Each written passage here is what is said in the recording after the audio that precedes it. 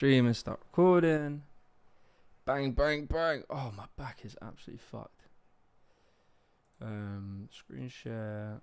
Now I need to share. Bang, bang, bang. Hey, mate. Yo, yo. How you doing? That was a mission. I'm sorry. It's all good. It's all good. It's always technical difficulties. Wait a minute, I just got to work out how. Can you see me at the moment? Yeah, I can actually. Wow, I'm so smart. Because what I did, I'm screen sharing.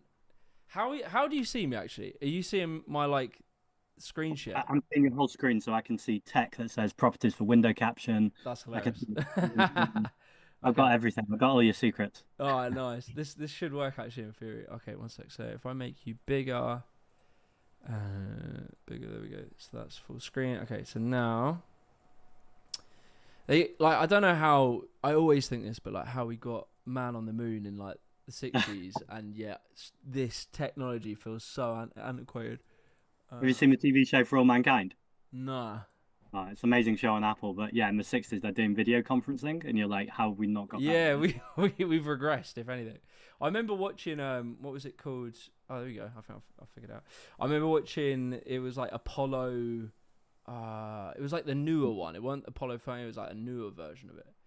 Okay. And I remember just being like, "Fuck me! They shouldn't have went to the moon. They shouldn't have been able to do it with the technologies they had." It was literally they were actually steering the thing. It wasn't Yeah. yeah. All right, okay. I figured it out. I've got you here. So what I'll do then, I'll just introduce for a couple minutes, and then I'll just give you a shout. Yeah. So I might Amazing. mute for now, and then we'll get into it. Nice one, man. All right, I'll be a sec. Thanks for having me, Jimmy. No worries. Okay, so mute. I've muted myself. I've muted. Okay, I need to mute this. That'll work. Yeah. Okay. How do I actually mute for a sec? I just need to mute so I don't hear the audio. Oh, there we go, mute. Okay, cool. Alright, so let's go live stream. Oh shit, we're actually live. Fuck me, I'm so bad at streaming, bros. They got the full. Alright, let's say you didn't see nothing. You lot saw nothing. Yeah, I'm a professional YouTube streamer, man, and that was smooth. And how we all doing? All right, so let me just get my chat. I need to pop my chat out. God, I need to learn. I need to learn this. All right, so pop out the chat. That's a hilarious intro. That is brilliant. All right, how we fucking doing? Let's go. Pop out the chat. There we go. That's got to be the chat. Chat box is in. We're looking live. Yes. How we doing, people? Pressure to perform. How are we? Zack knew with the thanks for having me, Jimmy. He knew it. See, Zack's a professional. Your boy is out here just trying. Take two. Good thing this isn't live. There we go. How are we all doing? So, big day. This will be our first. We've done one interview before with Ordinary Things, Josh. But today we're gonna be talking. This is the big leagues now. We're in the fucking big leagues, boys. So today we're going to be chatting with Zack Polanski of Green fame. So he's running to be the leader of the Green Party, and he's done a big announcement lately. And it's getting really good traction. People are really excited about it. It feels like an actual leftist voice and someone who really kind of gets what's going on in the sort of. I'm drinking water out of a wine glass because it's Monday. So yeah, he sounds like someone who really gets the kind of leftist space online, but also is grounded in real world actual politics as well. So it's gonna be really cool. I'm really excited to chat to him. I hope you're all doing well. I'll just give it a few seconds. There we go, and we'll pull him in. So we'll switch over to this little thing, this window here. Bow! Oh, wait, no, I need to unmute you. I'm very close. There we go. Alright, that's a mute. Ask to unmute. There you go. I think you muted yourself. There you go. How you doing, man? I'm on. I'm good. That was seamless. It was all good. Yeah, you're really dealing with professionals when you're in the YouTube space here, Zack. So, how you doing, man? You good? Yeah, I'm all good. I love that, what your viewers probably don't know is I've been asking to come on this stream 3 or 4 times, and you kept being like, we'll find a date, we'll find a date. And I kept seeing clips of you be like, the Green Party aren't angry enough. And I was like, I'm getting angry with Jimmy. I want to kill him. And It see, was all part of my plan, there, Zach. I was trying to rile you up so you come out fuming. it worked. At one point, you were like, "He's too nice," and I think you were talking about Adrian. And I was like, "I don't think Jimmy even knows the person he's talking about," which is our problem, not yours. I'm not coming on your show and blaming you. We've got to get out there, but I'm pretty sure we'd never spoken. Yeah, yeah. At the beginning, I think so. I was a clip I posted the other day, which was actually from like weeks ago. So it was before you'd announced, and I thought Right. you were at the time. I thought you were the leader. That's how bad I would say my knowledge of, or yeah, maybe comms of Greens at the time was, is because you had been more of a public face. Like of when I'd think Greens, the only name that would come to mind other than Caroline Lucas was you. So that's good on your behalf, but for the Greens, I suppose they haven't like worked on that themselves. It's amazing. I can't tell you the amount of times I've been at a rally and someone's like gone, and now's the leader of the Green Party, Zack Polanski, and it screws the rally because before hyping people up, I've got to like do a bit of like, I'm not actually the leader, I'm the deputy leader, but thanks for the promotion. But Yeah. anyway, come to the time now where hopefully I won't have to say that anymore. Yeah, yeah. So run me through it. At the moment, they have two people. How did that happen? How did they decide on that? Why is there two people? Yeah, so we always have a team of three in the Green Party. You can have two co-leaders and you can have a deputy leader, and everyone's mixed gender. So, or what you can have, and we've had in the past under Caroline Lucas and Natalie Bennett, is one leader and two deputies. I'm obviously going to say this, but I think that's a much better model because you, streamers, the press, everyone knows who the leader of a movement is, and that's the person who speaks for the movement, who talks about people's issues, who is like the clear communicator for what the Green Party is doing right now. And the two deputies are the people who support that, and they kind of go around the country doing a lot of the work I've been doing in the last couple of years, which is essentially like making people know what the Green Party is. Because the biggest thing, I always start with this: people always know the Green Party care about trees, rivers, Got a polar lovely bears, and I trees, care yeah. about all of those things. I've not come on your stream to like slate trees and polar bears, but also like there's no environmental justice without social justice. And what do I mean by that? I mean like if people are worrying about putting food on the table, worrying about heating their homes, how they're going to get to work if they've even got a job, then they cannot start caring about the climate crisis because they care about the immediate things in front of them. So what I've always been looking to do with the Green Party is make it clear to people that one, we've got to deal with those immediate material conditions, as it's called, so basically money, and two, link how the climate crisis is going to screw those poorest people over more than anything else. And it's the same billionaires causing the climate crisis. So no matter what angle you're coming from, Yeah. this is about 99%, all of us, against a very small group of people who are destroying the planet, destroying our communities, and destroying both the working class and independent shops, people running business, that kind of group as well.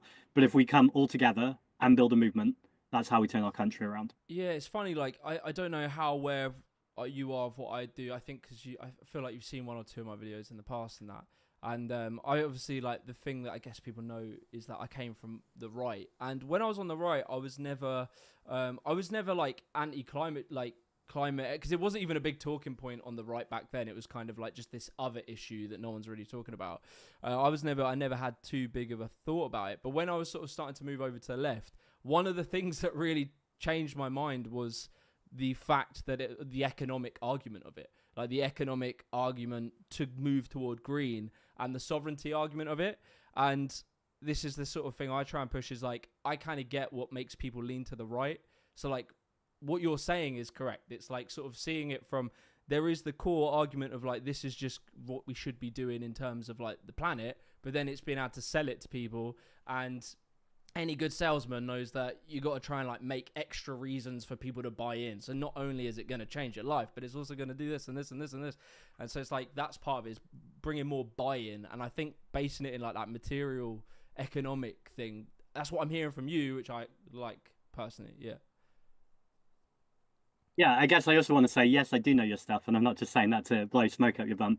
Like, you've done some amazing videos, ones on immigration, particularly, like, just in true documentary style, but quick documentary, just like accessible stories about what's going on in our time is what we need so much more of. And I want to see the Green Party doing that kind of work, which is here's a story that you're part of. This is why you're being lied to. This is the facts, but told in a way that grabs people. And I also, on my cycle to get back to you, just listen to your downstream with Ash Sarkar, and I'd just recommend anyone listens to it because it's really, really good. True story, but anyone who's ever interviewed me, and I've like gone against some like big heavy hitters in terms of interviewers, I've never been more nervous than when Ash Sarkar interviewed me because she is Oh, for real? smart and she's funny. And as a Yeah. politician, when someone's funny, it can be like quite disarming because you're trying to do the kind of the story and the facts, and she's making you laugh, but you're like, oh, I'm not quite sure if I can laugh at that. But Yeah, anyway, you yeah. totally held your own. It was a really, really good conversation. Yeah, it was funny. Like Gary recommended me doing it. Like, and he said that she's actually quite into very similar things. I mean, that's why the whole conversation probably pissed off half the audience. But it was just about rap at the beginning. I was so yeah, it was impressive. But that's it. It's cool that you're very in touch with like the online creators, the online space, and that. So I wanted to kind of before we go into maybe like specific questions on like policy, what you stand for, etc. But I'd be really curious to hear your journey into politics and how it began. Like even go back to when you was younger and that, but like how you got into it. Yeah, so when I was younger, and when I'm talking younger, I'm talking like even my 20s, if you'd said to me who was the leader of the opposition, I just wouldn't have known. Like, I had no interest whatsoever. And when I got into politics, I was a bit ashamed of that. I was a bit like, does it like damage my credibility as a politician that I'm quite new to politics? But I very like a while ago learned that's most people's experience. Like, unless you come from a political family or a wealthy family where you are brought up to know this is your like entitlement or this is your stake, you're going to go into politics, you're going to go into House of Lords, whatever it might be. Most people just don't really engage with politics. The only thing they might see is Prime Minister's Question Time and see two people screaming at each other and just be like, nah, that's I got enough going on in my life without doing that. But what I was a theatre actor. So when I moved to London, I was working about like literally 4 or 5 jobs. Um, you said something on Ash's show that like really resonated with me when I listened to it, which is I'm definitely not working class and I'm not come here to pretend I am. And also I've got the security net of like banker mum and dad. But Yeah. at the same time, when I moved to I was on my own as an actor and I wasn't asking them for anything. So like for my 20s and my 30s, I was walking places because I couldn't afford the bus. There was free food at SOAS University, and I used to like go get the free food before I was going to like an audition or something like that. So I've kind of lived that life where you're going, how do I get to the end of the week and how do I plan things so it's the cheapest way possible? And maybe I'm borrowing money from that mate and I've got to pay that mate back and doing all of that. And it's You were that that story. guy. Yeah, yeah, yeah. It's so different. Like it is different if you know that like if you were homeless, there's someone you can call, and I definitely was not in that place. But it was a place where anyway I was struggling. But while I But was doing all inherently being like in theatre and acting, it's like such an unstable career anyway. So you got to experience that instability of like, and it's cool. Like I really appreciate people who wanna go into something that's not really like an obvious route, or it's got a very clear, obvious. This will lead to this job, which will pay you this much. Like acting is like it's a gamble, isn't it? total gamble. And like people say to me now as a politician, oh, that must be unstable. And I'm like, it's so much more stable than being an actor when like you might have a job for a day. Like if you're I used to do a lot of promo as well, which isn't acting. Those were people who stop you in the street. Like was a charity fundraiser for a while. Then I was doing like handing out free yogurts and things like that. So you do every job in the sun. But people still go to me now, being a politician must be hard or going on TV is hard. I'm like, no, when I was working in a bar, that was hard. When I was working as a waiter and you have to remember 5 people's orders, and when you don't get over, the person talks to you like shit, and you have to stand there and smile, like that is hard. Answering questions, not so hard. Like, it's long days, but not as hard as when I was doing real jobs in inverted commas.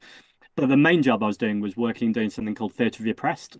This is where you work with like community groups who are oppressed. So I was working with homeless people, migrant workers, young renters who were getting facing eviction, and you work with the people to do what's called rehearsing the revolution. So you like role play out scenes where you play the person who's oppressing them and they demonstrate what they would say. And then the other people in that group go, maybe you could try saying this, maybe you could try doing this. And you just keep going over and over and over it again until when they're next in that situation, they feel empowered to go, you know what, I'm ready for this situation. I know my facts. I'm ready to tell a story. I Mm. can stand there and speak and like it's going to be clear and it's going to be empowered. Did that for years and love it, and I don't regret it. And shout out to the people who are still doing that work. There's an amazing group called Cardboard Citizens who still work with homeless people, particularly in London, but around the country, to kind of help them to get through tricky situations.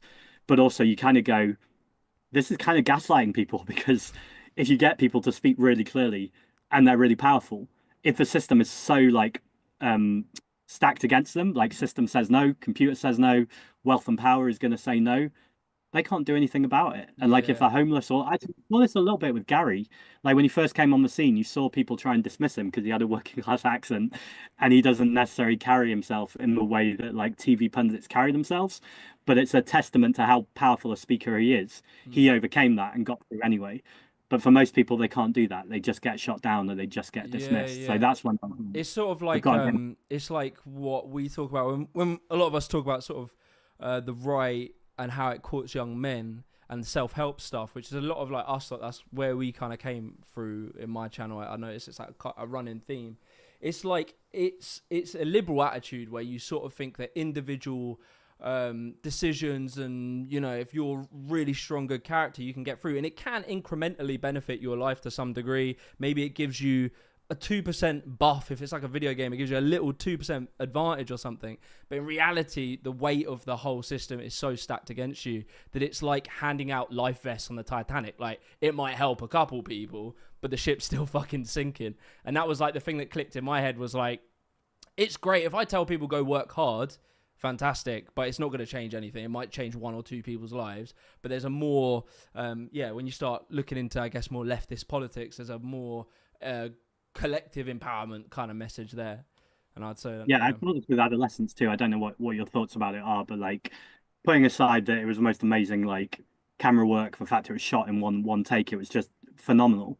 But Keir Starmer's reaction to it, to like have a round table with the makers of it, and yeah. kind of, it just felt so individualistic as opposed to going, okay, let's look structurally what the problem is here, Well, what's driving sorry to interrupt. I watched that with my missus, and I was like, "Look, what annoys me about this? Because it's like when you watch it as a thing, it's its own thing. It's great, but then it's the way culture interacts with it." And I was like, if they come away with it and they go, the conclusion to me was like, the schools are underfunded. There's not enough teachers there, and the parents are too stressed with their work in order to have enough connection with their children. If they approach that and actually funded or helped towards solving that, great, but it isn't. It's like, oh, we need to, I don't know, teach people about Andrew Tate, and it's like you're looking at it upside down. 100%. And I think that's why what you're doing is important too. I think, I've just told that story about not being involved in politics to running to leader of the Green Party. And I think this is a similar story too, which is why I think you're resonating, which is you come from one place, you learn, you experience, and you end up in another place. And I think, particularly on the left, we've really got to stop finding traitors, as in like anything that anyone says, people are always looking to like shoot them down or find a reason why they're separate to them. I'm not saying we have to agree with everyone's views. I'm not saying we have to like be under one tent and all things come by our, but I think we need to recognize, like, I'm up for come by our sometimes, but I think the real threat is the multimillionaires and billionaires, and it's for politicians who are taking money from them to carry out their bidding that have been bought and paid for. And I think when we turn on each other, I'm talking left very broadly here, we are missing the real problem here. And yes, that's reform, but also right now it's Keir Starmer, because actually, talk about angry, Keir Starmer's comments today on migration. I just put up an image actually that like he resonates so much with what Enoch Powell said about rivers of blood. This man was an outright fascist. Keir Starmer knew exactly what those words were saying, and he didn't even have like the audacity or confidence to wear it on his chest. This was just like a little whisper, just a little nod to the fascists to say, yeah, don't worry, I'm on your team. In the same way, like Elon Musk did that swastika thing, but no one, they didn't even have like the chutzpah, as would say in the Jewish religion, to kind of own that and go, yeah, that represents us.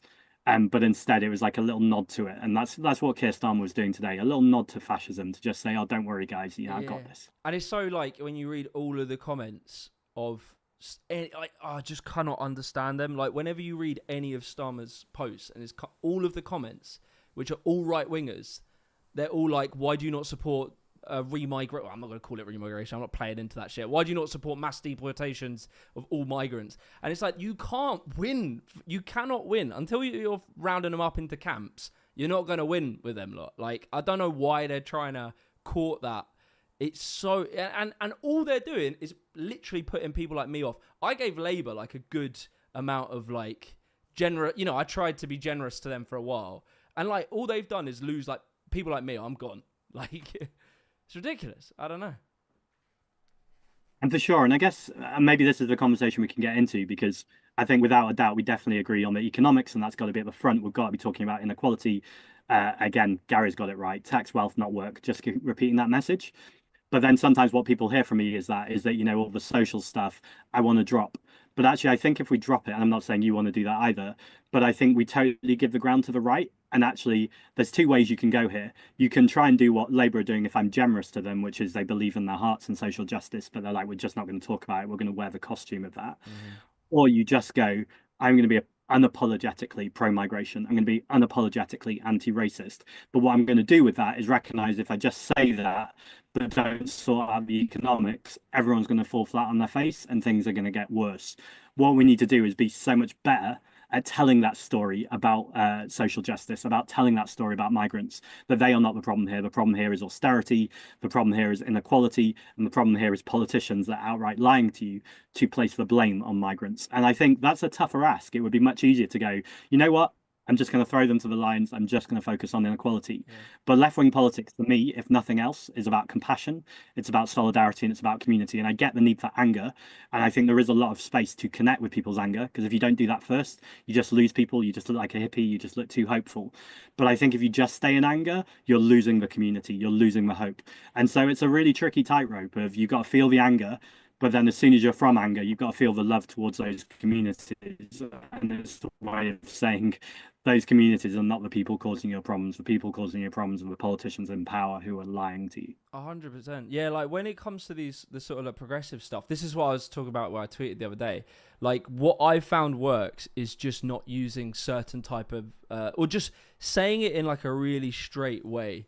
Like I've been able to make my mates who are quite right wing sort of get why feminism is like, obviously there needs to be some form of like help towards the women. Like even just saying it like that sometimes, I know it sounds really weird, but because a lot of these terms just get loaded with political, like when I was on the right, if I heard the word feminism, I'm turned off, just the word.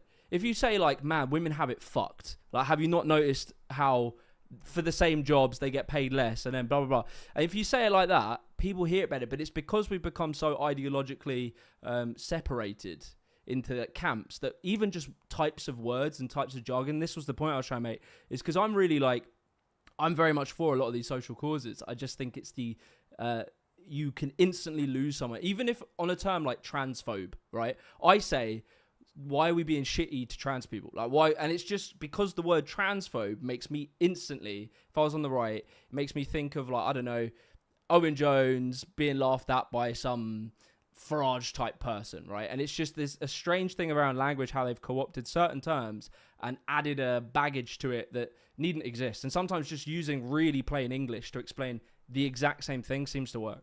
I don't know. I'm 50-50 with you, which is weak.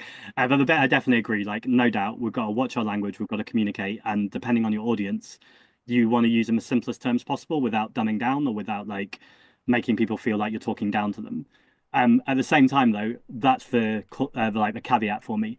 Depends on who your audience is, and I think like if your audience are ready for terms, and that's a shortcut to having a deeper conversation, to getting there quicker, and sometimes to be frank, to signaling to a certain group of people by using this phrase, I'm in your group, I get the things that you care about, or I'm signaling that, then I think that is also important. So I think it really, really does depend. I think the conversation we had was around Politics Joe.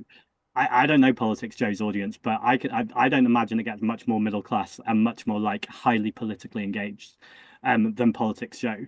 Um, and like sometimes, the odd time I've tuned in, I've been like, I try not to be rude about Politics Joe. I'm going to leave that one there. Yeah, yeah. No, I like them lot. I like them lot. But I get what you're saying. It's more of a middle class, probably perhaps academic. I don't know completely. And that was, to be honest, that's what put me off listening to Politics Show for quite a long time. And then a lot of these things you need to like create the buy-in. So like once I started to get more grounded in leftist politics, I'm now open to that because it's like my door. I always compare it to why I can enjoy. So there's a guy, sorry to go on a massive tangent, but there's a guy called Some More News who is like this American creator. It's like a group of them, and they do these 3-hour like debunks of Jordan Peterson. And I sent it to my very right wing mate about climate change, and he had to turn it off in 10 minutes because the tone was so like passive aggressive. I really like it because I have buy-in now, and I always compare it to like music. How I used to really hate dubstep until I heard one Skrillex song that made sense to me, and then it made the genre make sense. So I don't know if you get what I'm saying. Yeah, no, it's like a gateway. But I guess the main thing I think I want to say with this is like it's often the most middle class like people who say to me, "Oh, I joined the Green Party, but like you're not working class enough or you're not diverse enough." And I'm like, if you went around the country as I do all the time and met our councillors, we have like councillors in the most working class communities who are really proud of being working class. They talk about it all the time.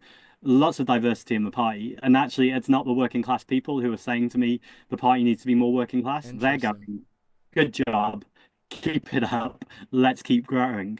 And actually, it's often the people who aren't working class who go, oh, no, no, no, it's, the party needs to be more working class. And I'm just like, let the people from that community decide for themselves what they need and what they want from the party. Is that me saying I don't want the party to be more working class? No, not at all. Like we need to grow and we need to be more working class. I definitely accept that and totally take it on. But I just think the criticisms sometimes come from quarters or places that aren't there. And then the second thing is, I'm taking your point as well about language, is the other thing that I never want to be. I'm an activist. I own that in my heart. But I am also a politician. I'm a politician that wants to win power, and I want to see a green government one day. And that's balanced too, because sometimes you can go on something and be angry, and you will feel good, and your like base audience will feel good. But actually, you haven't won the argument. You haven't changed minds. You haven't moved people from the right anywhere else. And so I think there's a lot to be said for how do we appear and how do we have these discussions where people feel like they're not being lectured at or shouted at, but actually we're going, this space is open for you too. Everyone's welcome in it, because actually what I'm not looking for is traitors, I'm looking for converts. Yeah, that's a very good point, because Britain is very like it's just, I did when I did the Navarro thing, a lot of the comments are people sort of like, I had a few comments just talking about my accent, and they feel like my accent's put on, right? And I had a little chat with my mate about it, and we came away with it like, actually people don't understand how diverse Britain is in a weird way, where like there's a good section of, like, I would call them in-betweener kids, who are like kids who grew up, I don't know, maybe their parents had a house, they did all right, but then they got into smoking weed, they started hanging out with like, skater kids, so our accents have become shaped by the different backgrounds we had, right? Which is the kind of dream that we're meant to follow, of like the multicultural dream kind of thing. And it's like, a lot of people just like me got really into grime, got really into like different cultures, the sharing of culture. And then I found it quite ironic that there's leftists that are sort of like, oh, he sounds like he's putting on a multicultural London accent. I'm like, no, there are lots of people like me who are sort of middle class, but like hung out with people from different backgrounds, and we kind of developed a weird combination of accents as we've grown up. And I think what you're saying is like, which is right, as a politician, you should really be thinking to cater to each audience, because I'm looking at the world through how me and my mates speak, but you're also trying to communicate your message, I suppose, what you're saying, to a wide audience of different people that I don't even interact with. So Yeah, I think that's so spot on. And even when I'm just talking to you now, I can hear my Manchester accent coming out. I'm from Manchester, it's not put on. But if I'm talking to Laura Koonsberg or like Kay Burley on Sky News, I can tell you my Manchester accent's not coming out. It's not, again, put on, but my brain goes, this is like politician accent now. And like, yeah. is that a problem? Someone could legitimately say you shouldn't be shapeshifting, but it's not the things I'm saying that are different. It's not my values that are different. It's just the way I'm presenting them slightly. Yes. And I And feel that that's a very important thing. I had it when I got a job in an office. I noticed I couldn't speak how I speak with my mates. So like, you have to shapeshift, to put it like that. They quit code switching, but yeah. that's probably better than shapeshift. But yeah, it's interesting. So I wanted to ask. So I got a few like written questions and that. Hit me. Yeah. So these were people just like in the comments, like asking questions. So I wanted to ask, and I think you're already doing quite a good job, but I suppose you're doing a lot in the online space. So the question is, how do you think that the Greens, with a real populist left message, can cut through in mainstream media into the wider sort of consciousness? What do you think? There's stunts, debates, like, what do you have an approach to that? Yeah, so it's the number one question that I think we're facing, because you can like, in fact, I think I've heard you say this, Jimmy, like we've got good policies, we've got good people, but we're not cutting through. And so that's exactly why I'm running for leader, because I don't want to see a party just kind of slowly creep up while we see fascism rise much quicker. And when I say fascism, well, you know what I mean by fascism. I don't need to go there. But so we need to cut through, and the way to do that, I think, is by being bold in our messaging. I think I'm demonstrating this already. On Monday, I announced my video. It's been seen 1.3 million times, and 17 national interviews, so on paper and national media, in just the last week. That's normally what the party might get like in a quieter period in like a month if we're lucky. So I think that already demonstrates, if you're really clear about what you stand for and really clear about what you stand against, you will get platformed more on mainstream media because people go, I know that guy. He's the person who does that. I've just been asked to do the Jeremy Vine show. They have talking heads in the morning. I think they didn't quite know where to put the Green Party, but now I've gone. We are an unapologetically left party. They've gone, okay, talking head, let's go. So I can already see how that's shifting. Second, though, I want to create a more diversity of voices, and this is my pitch to you, Jimmy, because I heard you say that you're not sure about standing for the Green Party or any party, to be fair, because you're a strategist. But actually, I guess there's a place I disagree with Ash that like I don't think strategists and front people need to be different people. I just think again it's for code switching. I don't think you're a strategist when you're speaking, you do that behind the scenes. And when you're speaking, your strategy becomes how you speak. And I think some people can do that. And I reckon you'd be able to if you wanted to. But anyway, this isn't just about you. It's about, I want to see younger, more working class voices, more diverse voices speaking for the Green Party. And this is exactly why, you know, the other people running are two MPs, and their kind of pitch today was we need an MP in the leadership team. And I'm like, that's exactly the opposite of what we need. What we need is to be focusing on our grassroots, on our communities. People hate politicians, people hate Westminster, and I'm not slating our four MPs now. They're doing a really, really solid job. But let's not try mimicking what other politicians are like. Let's not try obsessing about Westminster, because that's the thing people are rejecting. The thing people love like grassroots leaders, scout leaders, people running food banks, people running sports clubs, football clubs. Like those are the people that I want to see stepping up. Not just because it's the right thing to do and that's how we change communities, but also to answer this question. I think those people are able to communicate in media better than anyone else. I mean, Mick Lynch is often the person used. I've got mixed feelings about Mick Lynch, so I don't want to be like dishonest. He's an incredible communicator, but when push came to shove, he endorsed Keir Starmer even when Keir Starmer was pushing a genocide in Israel or enabling a genocide in Israel. I realize decisions are complicated for people, so I'm not come on here to come for Mick Lynch, but I'm always cautious when we go straight to Mick Lynch because I'm like, actually, when it really mattered, he didn't make the right decision. But that doesn't take away from, he's an amazing communicator, and I can see why he was like, we're either getting a Labour government or a Conservative government, so I'm going to back Labour. But we got to get out of that mindset. That's a historical mindset, and it's the kind of mindset that means the two old parties have been taking the piss for decades and will continue to do so. Yeah, you know what's funny if you really think about it? Like, you just make me think. We've been on the left, I think, and ahhing over this idea that potentially maybe we could vote for maybe a different party. Like if we do this guy over here and we've been like, oh, but could it work? Because why don't it split the vote? And all of a sudden, the right just went and did it. It's like, it's kind of annoying. I think I read a book the other day. No, who was it? I think it was Slavoj Zizek. I can never say his damn name.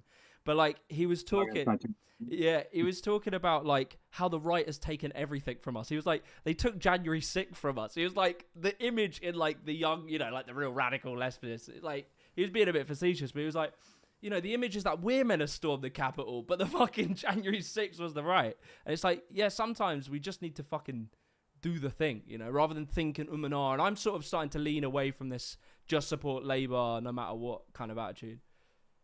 Oh man, I didn't even know you were thinking that. Let's talk about that in a second. But right, they're so good at telling stories, and it's not that the left can't tell stories. I think we're better storytellers, and I think again, Jimmy, you're an example of this with the stuff you're making. But what is also true is if you're on the right, you've had wealth, you've had privilege, or used to be. Obviously, they're changing that now. They've realized they've got to get bigger demographics.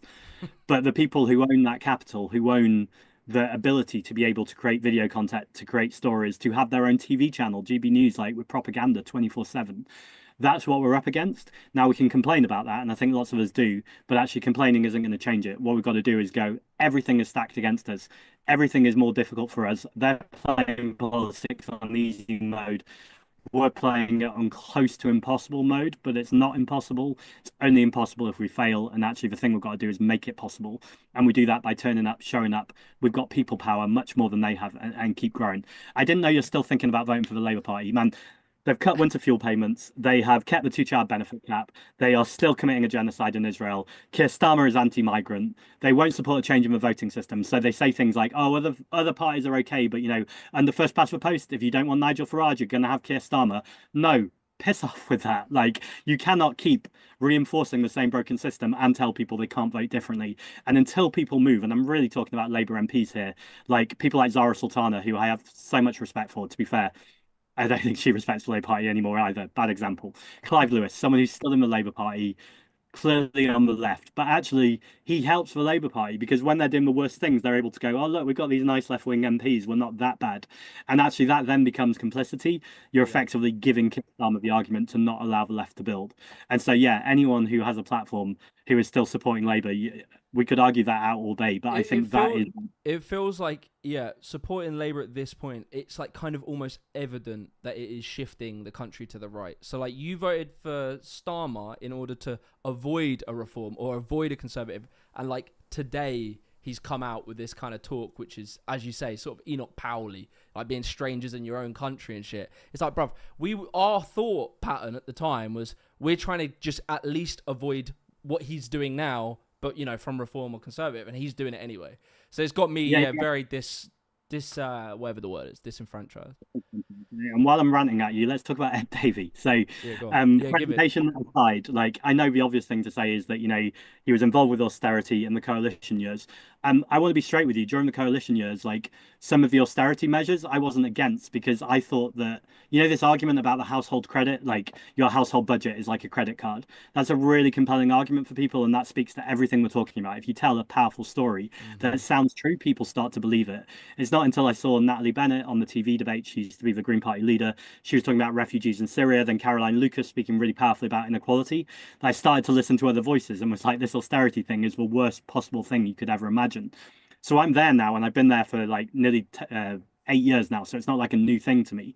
But I don't blame anyone who kind of looks at Ed Davey and goes, oh, he seems to be saying sensible things.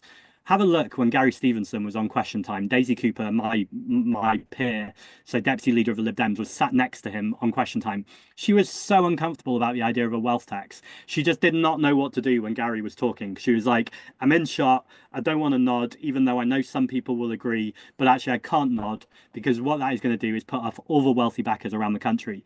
The Lib Dems, and in particular Ed Davies, what's called an Orange Book liberal. That's just like the code, which basically means he believes in free market. He believes in wealth building. He believes in trickle down economics. He thinks if you destroy community, if you break things down but privatize it, ultimately that is going to push money from public money to private capital, which is the number one thing driving inequality. So please, man, like I could almost deal with that, almost deal with you liking Keir Starmer more than Ed Davey, but as a person who's to be clear, the strap would be, so this is like where I'm sat, is like I have a platform, I have some influence, I want to try and like push people in a way, and the strap would be to do a mass sign up and basically coup the party. This has been like all the talk behind us is what is the most just electorally possible avenue of us getting anything close to taxing the rich, and it would be like ultimately it'd be sort of what Momentum did to Labour, and obviously that went how it went, but so it's that's more the logic. It's like just sort of reading the opportunity, what's the cards in front, and just seeing is there a vessel in which we could just take over a party. But I understand on the Lib Dem side that isn't going to be an easy feat. No, I think you're totally right. Momentum analogy is good because, as far as I understand from Labour politics with Momentum, there's this really exciting moment.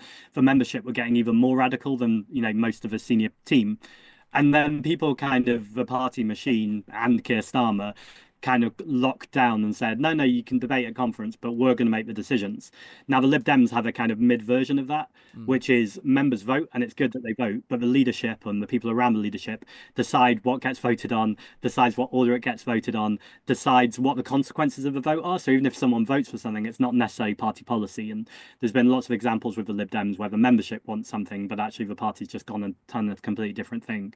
In the Green Party, it is one member, one vote. So whatever members want to debate, they vote on the order that's debated on. They come to the hall and do that. Is that like wild in some ways? Yes, because you sit in that hall, and if I'm frank, sometimes it's really boring, which is a problem in itself. Like it can be a 7 or 8 hour debate about very niche things. I think that puts people off too. So I think we've got to work out like how do you make that process more accessible, but not lose the democratic point of it.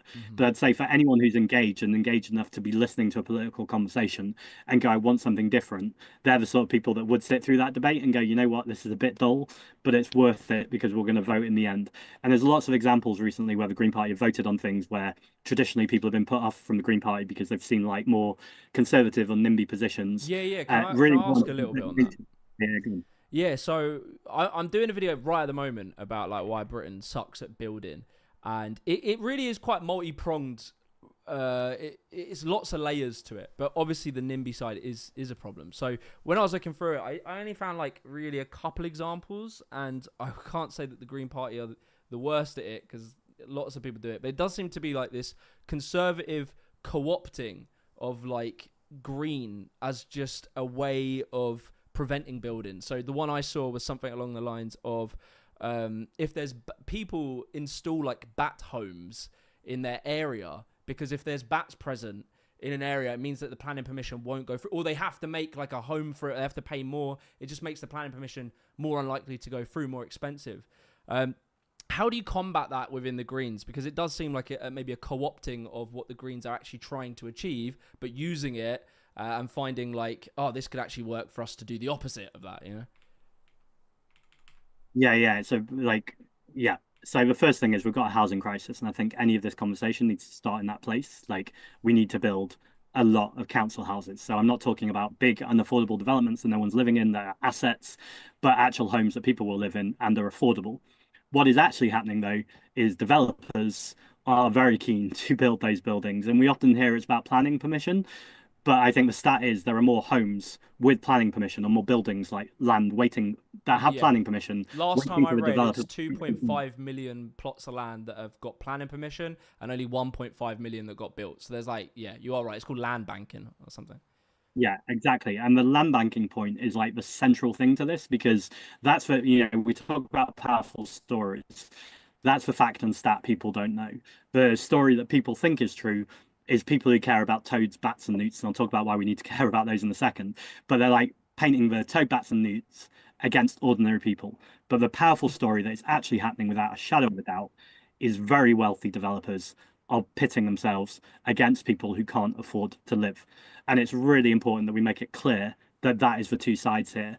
And why are we not hearing that story? Because it's the same developers who are giving money to the political parties. Sadiq Khan, a politician that I sit opposite frequently because I'm elected to the London Assembly where he's mayor. Yeah, he's one of the better Labour politicians. I still have issues with him, but he took more money from property developers in donations than he took from trade unions. And this is someone who often paints himself as the left of the Labour Party. So the property developers are deep in Labour politicians' pockets. Of course, not just Labour politicians, Conservatives and Reform too. But the attack often comes from Labour that were NIMBYs. It is a very, very concentrated attack to try and delegitimize the fact that we are pointing out very clearly that they are taking money from property developers to not even build buildings, to land bank. And then when they do build buildings, like the amount of affordable homes or social homes is usually very small. And even then, they try and have like an extra door if you're living in the social home part rather than the rich, posh people, or they have a playground, just things that are utterly disgusting in 2025. They shouldn't have been going on for decades. But the fact they're still trying to find ways to, let's call it what is essentially apartheid or segregation between poor people and rich people, and say that's okay. I talked about the toads, bats, and newts, though. What I don't want anyone to take from this conversation, it would be easy to play to your audience and go, I don't care about those things. I just want to build homes. We have to care about those things because we've got a nature and climate crisis. And if we run out of species, we're all screwed. We're all dead. And it really is as simple as that. Now, I'm not saying that's happening tomorrow. I'm not like scaremongering with this, but we are one of the most nature depleted countries in the world. And there is no reason to destroy nature. You can absolutely, and green councils have got examples of this. I just went to Lancaster where they've just built hundreds of new council homes. Trees were still up, and I was like, it's really good that you kept the trees. And the council leader, sorry, one of the cabinet members was just like, well, of course, you just build around the trees. And like, it is not rocket science. You go, let's care about nature, let's care about people, let's build. And then the very final bit, am I saying that there is never any like person who supports the Green Party who is like using these excuses because they just don't want like their view to be ruined? No, absolutely not. I know that goes on. And does it go on more than any other parties? No, absolutely not. And I think there's actually evidence that when you look at where Greens are on planning committees, they are approving just as much, if not more, than other parties. But I also think, yeah, people are people. And like when they feel like something's being taken away from them, or they're losing some light, or they're losing a green space that they enjoy, or not even a green space, they're losing their view, then they will try and use the system to try and block things. But that doesn't mean blocking things when there's really good reasons to should be scrapped and thrown out the window. So it's why it's complicated. But I think it has to come from the place. We have to build homes, we have to protect nature and stop letting developers run the system, because that is like the ultimate like downfall of everything. The system Yeah. needs to You know, now be. I think about it, when I was watching the video that mentioned the newts thing, I realized, like, because it's absurd sounding, it sort of jumped out in the video more, and if anything, they spent a bit more time on that. But then when I went to Google it, it felt like there was like a handful of cases, and then they sort of in that video brushed over, like they mentioned the land banking, but they were like, oh yeah, and there's like 1.5 million plots of land that are just not being used. And it was like, hang on a second, I'm realizing what you're saying is quite accurate. Yeah, there's going to be these like probably edge cases here and there, but they're using what they do every single time, edge cases, random bits to try and like distract because they sound preposterous, distract from a bigger story that's happening. That's a very good point. I appreciate you saying that. Yeah. Definitely. And the other thing, like that took me, I don't know, 3 to 4 minutes to speak. Thanks for letting me speak.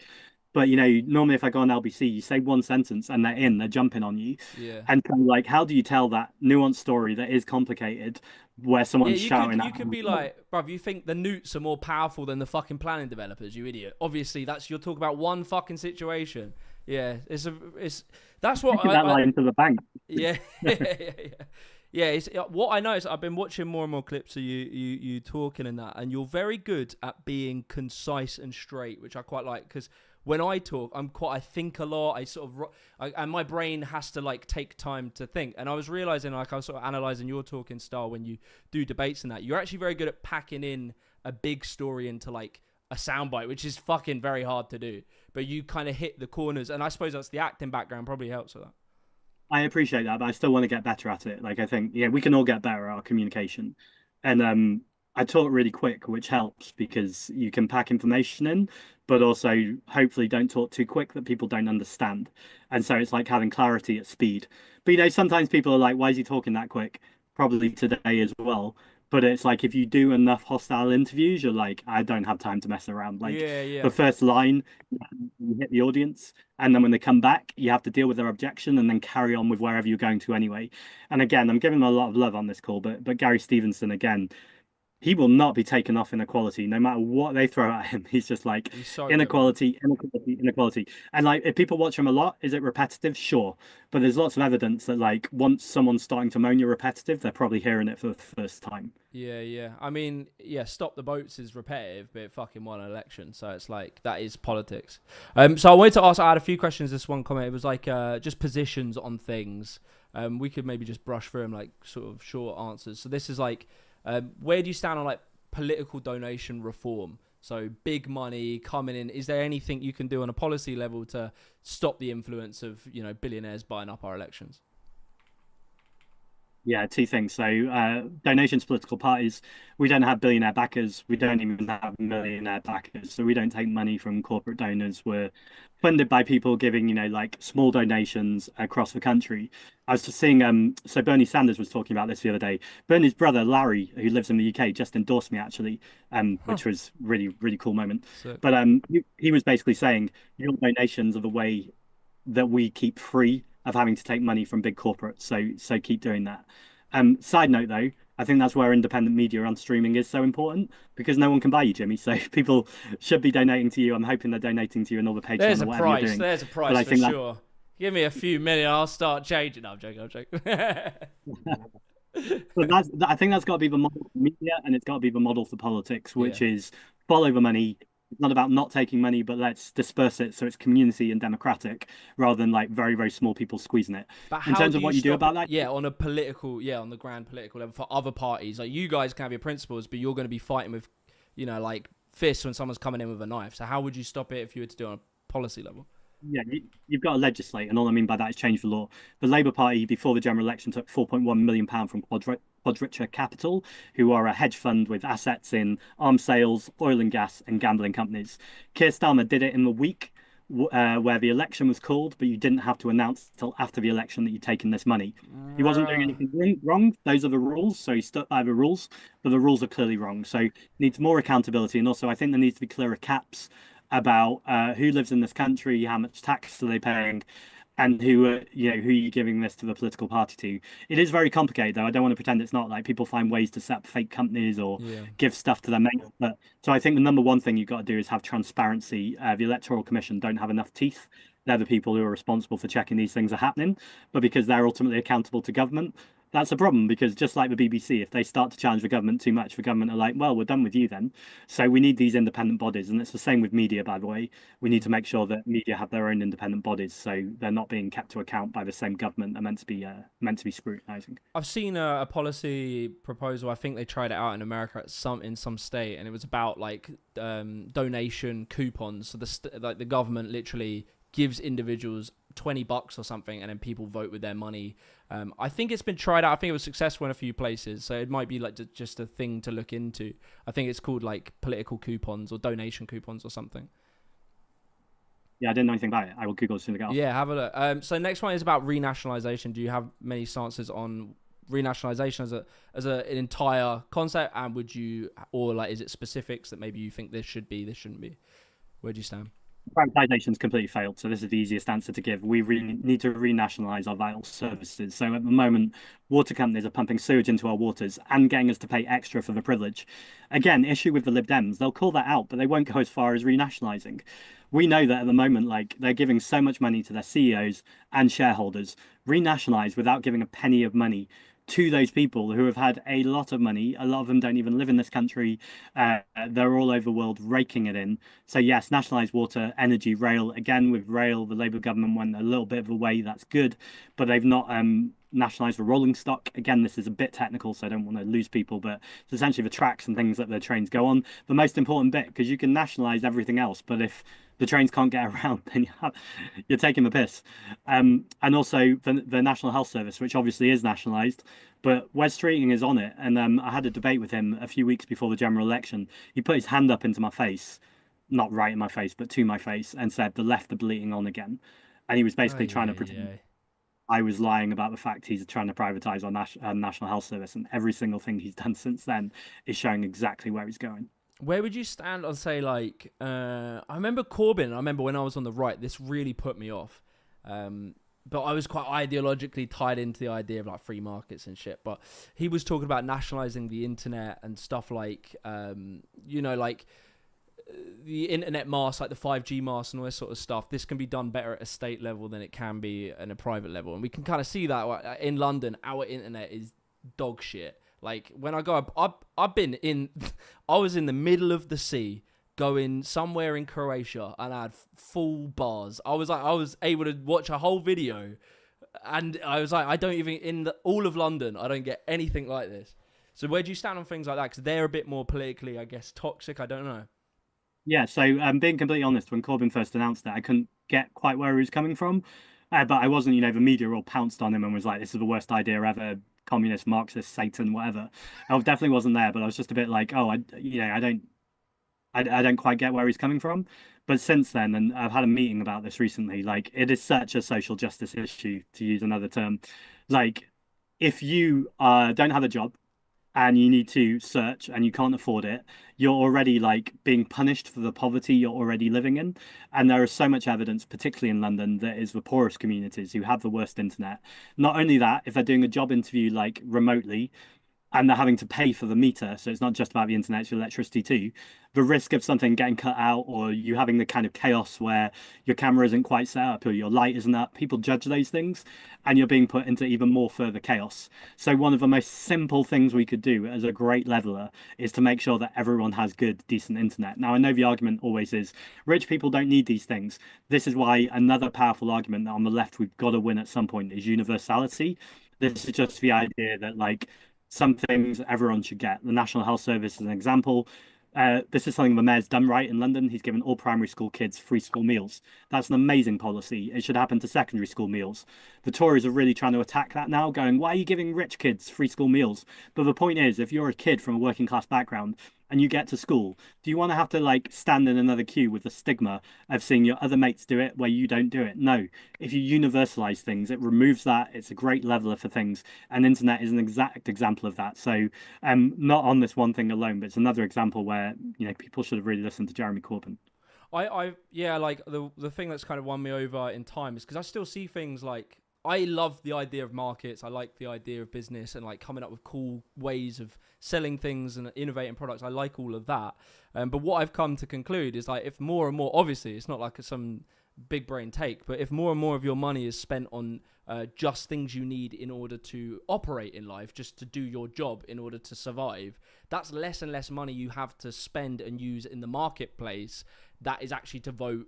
Like, if people use the expression like vote with your money, you pay for the company that you want rather than one you have to. That extra money that is not spent, that is wasted effectively on these utilities, is money you don't spend in your community. It's money you don't spend, like, I want to get the windows done in my house. That sort of money, those luxury bits of money, that gets spent less. And that's the thing that really drives innovation and like local communities and moving money around like locally. And so I'm more of a believer, if you can take money away from these big multinationals and you can cover these basics, these sort of infrastructural like basics in people's lives, these utilities, you give more money for people to actually use in the market and your local economy. And that money circulates and makes people work locally, as opposed to just, sending it offshore effectively. I love it. And also, I like thinking about how we work too. We were told we'd get, more wages, less work.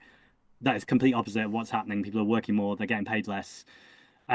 Small businesses are getting run down to the ground. We could be looking at things like a 4-day working week, universal basic income, universal basic services. There's all these kind of conversations we could be having if we weren't spending all our money and resources on the essentials.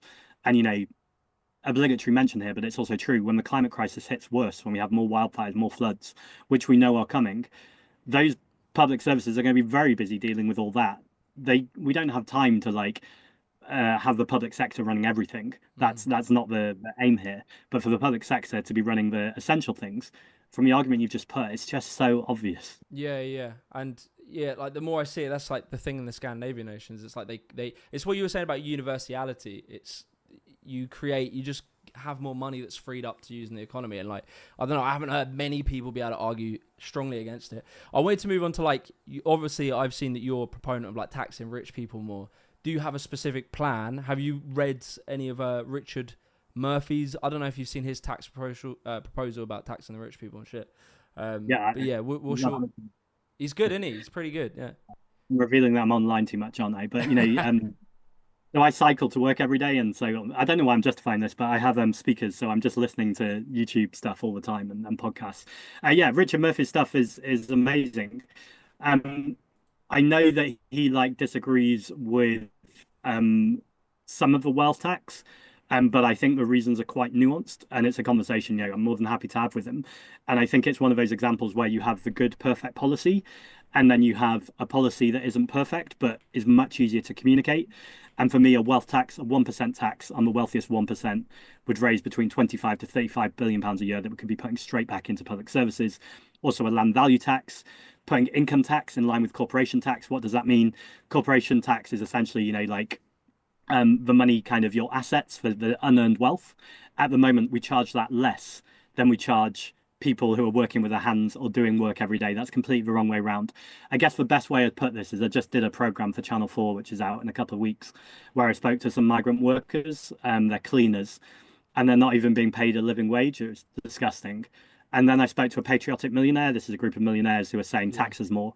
And he says, if I own the building that the cleaners you met this morning were cleaning, they would be paying more tax on the building I owned than I would be paying. That is so messed up. And when he said that, I've known that for a long time, academically, but to actually go, that's physically the experience that people are having. They're cleaning a building and they're paying more tax than the person who's probably in the Bahamas who owns that building. So tax wealth, not income. Nice, man. Yeah, there's God, yeah, that's insanity. It kind of tied me back to something you were saying earlier, like you mentioned about land value tax. Land value tax can be a way, from what I understand, of offsetting NIMBYism, because sometimes people will rightly oppose building in their area because they understand that if you build some luxury flats in your area is now going to have a lot more people in it. And ironically, although people sort of naively think you increase the supply of housing, it will bring down the price. That doesn't always happen, especially if it's luxury housing. It will actually have the alternative effect of raising the prices of everyone else's rents because the land has become more valuable. And a lot of people, so this was a really interesting conversation I had with my group of mates, was I showed a picture of something they're building in my town in Milton Keynes, and I was like, it's actually quite nice looking, because I like my architecture, and Milton Keynes, Not very good architecture, in my opinion. And they proposed something. I was like, this is quite nice. I put it in the chat. And my mate goes, great, my rent's going to go up. And we ended up having this big debate. And then like we talked about it. And I figured out like, yeah, of course it will. Because if it's going to be luxury housing for London commuters, they're going to bring their higher wages and they're going to drive the prices up because all the renters, all the landlords in the area are going to realize actually this land is worth more. So they're going to start charging more. And it's like ironic. And land value tax is a way of offsetting that, which can also offset NIMBYism because people are being NIMBY sometimes out of like defense of their own living standards.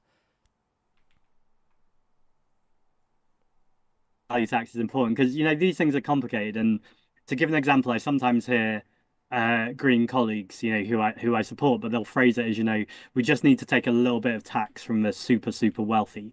And I object to like the phrase a little bit of tax because I'm like, we need to be really clear. We're not talking about independent businesses here, or even like businesses where people are like doing pretty well. We are talking about like huge multinationals. We're talking about the huge corporates. We're talking about people who are earning more money than anyone, no matter how hard they work, could earn in their lifetime just while they're asleep. And we need to tax them properly, not a little bit, but properly, and use that money. Of course, that's not the only way to invest in public services, but it's a way of reducing inequality. But I think the second thing there, though, is I met the Wealth Tax Commission, and they were saying if you open the net too wide, the amount of people you need to then hire to stop tax avoidance starts to offset the amount you're able to collect in tax. So that's why for me a simple message is just go for a wealth tax on the super rich. And when you dig into it, there's lots of different versions of it. Again, I think Gary puts this really well, which is like, let's not get caught in our opponents being able to go, what's your exact proposal or what's the exact detail? Because they'll always try and find a loophole, or there will be a loophole because you've got to change the system. You can't just change one thing. Yeah. But what it is, winning with the public, the fundamental idea that some people are so wealthy while other people are homeless, starving. And we're spending money on war, we're spending money on bombs, we're not spending money on books, we're not spending money on schools or a national health service. So let's make sure we're talking more about peace, we're talking about community. Yeah. And you've got to sell them on the ideas people. Because I would say a lot of stuff can be achieved, but you just have to get the political system there. And it's like, you know, them lot don't fucking answer to how they're going to work. You know, these lot that really want to deport all the migrants, they never answer the question, how's the NHS going to work? How's society going to function? They don't have to answer that question. They never have to answer that fucking question. The moment we start saying, how are we going to tax the rich? Well, we want to tax the rich. They start going, oh, what about subsection 3 of the part? You know, they will be like, really in the nitty and gritty, get on the weeds of that. But they don't, for a second, think what happens to a whole nation once you leave the EU, or what happens when you deport all the migrants. They don't think about that. So, yeah, I believe it's to say, yeah, I sort of think keep it simple. We need to get into the ballpark of that is now, that's what the people want, and then the politicians work out how to do it exactly. Yeah, and Keir Starmer talking about today, he was saying, you know, we're going to stop care workers coming in.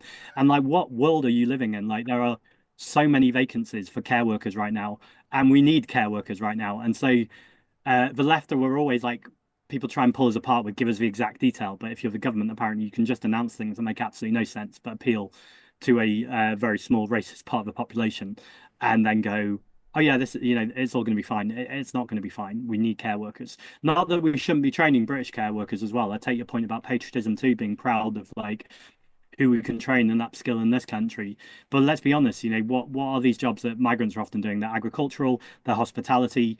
And so, yes, British people can do those jobs, but frequently don't want to. But also, can we train British people for the green revolution, the green industrial revolution, to be making wind turbine, to be nationalising steel, to be making railway tracks, like all electrifying railways, all the things that we need to happen. And I think that's a vision for a green future. And you're exactly right. It's about technology, it's about the opportunities, and it's about spending to invest. So with your like positions on green energy and like the methods about how we do it, how we power it, where do you stand on like nuclear? Because a lot of people, I think green's official. You tell me, where do you guys stand on nuclear? Yeah, so I'm not for nuclear, but not for the reasons that sometimes people put, which is about safety or all sorts of theories. I'm against nuclear because between 2010 and 2020, renewable energy became the cheapest energy there is, and nuclear rocketed. And actually, it's just incredibly expensive. Not only that, you're looking at 20, 30 years to get things online. So it's a bit like suddenly now deciding to invent the fax machine.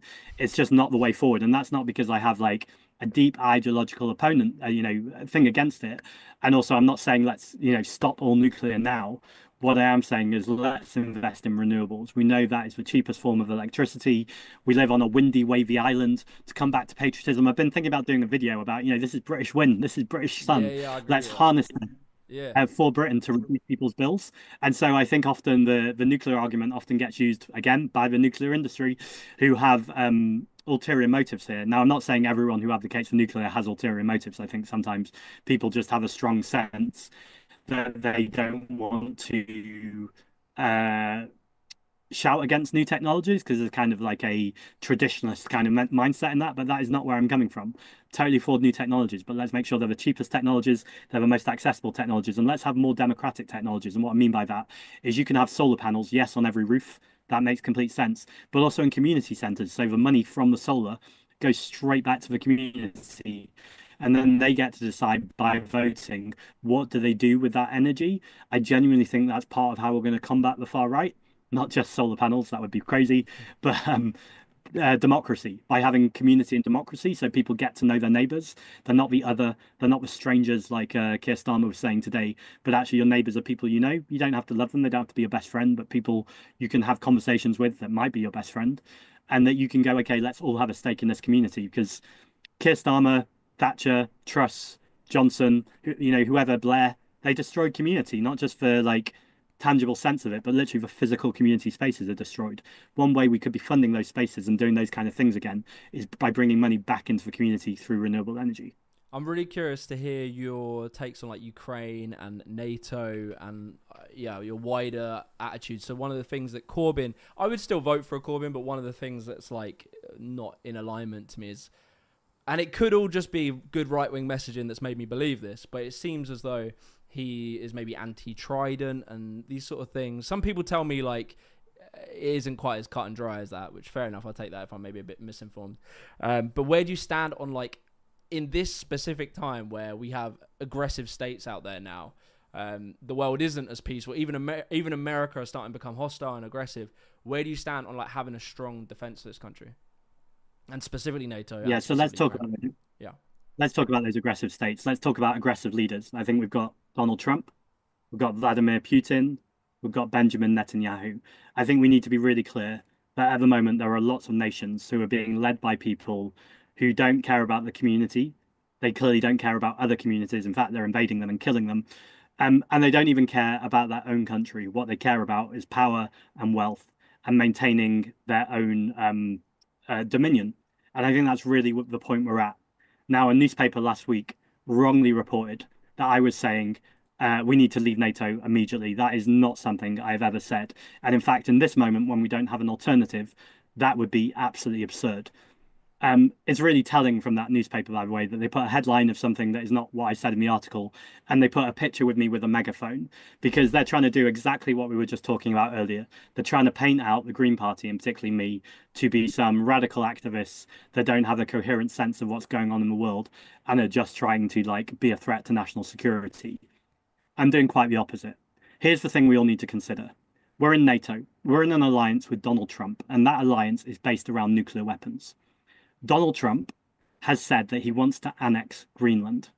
If he does that, that will trigger Article 5, and then we're into the next World War. So the question is, do we kick Donald Trump out of NATO? That still doesn't resolve things because we've still got loads of other problems, and it also leads us on a complete collision course with America. Do we leave NATO immediately? Obviously not. That is also not safe.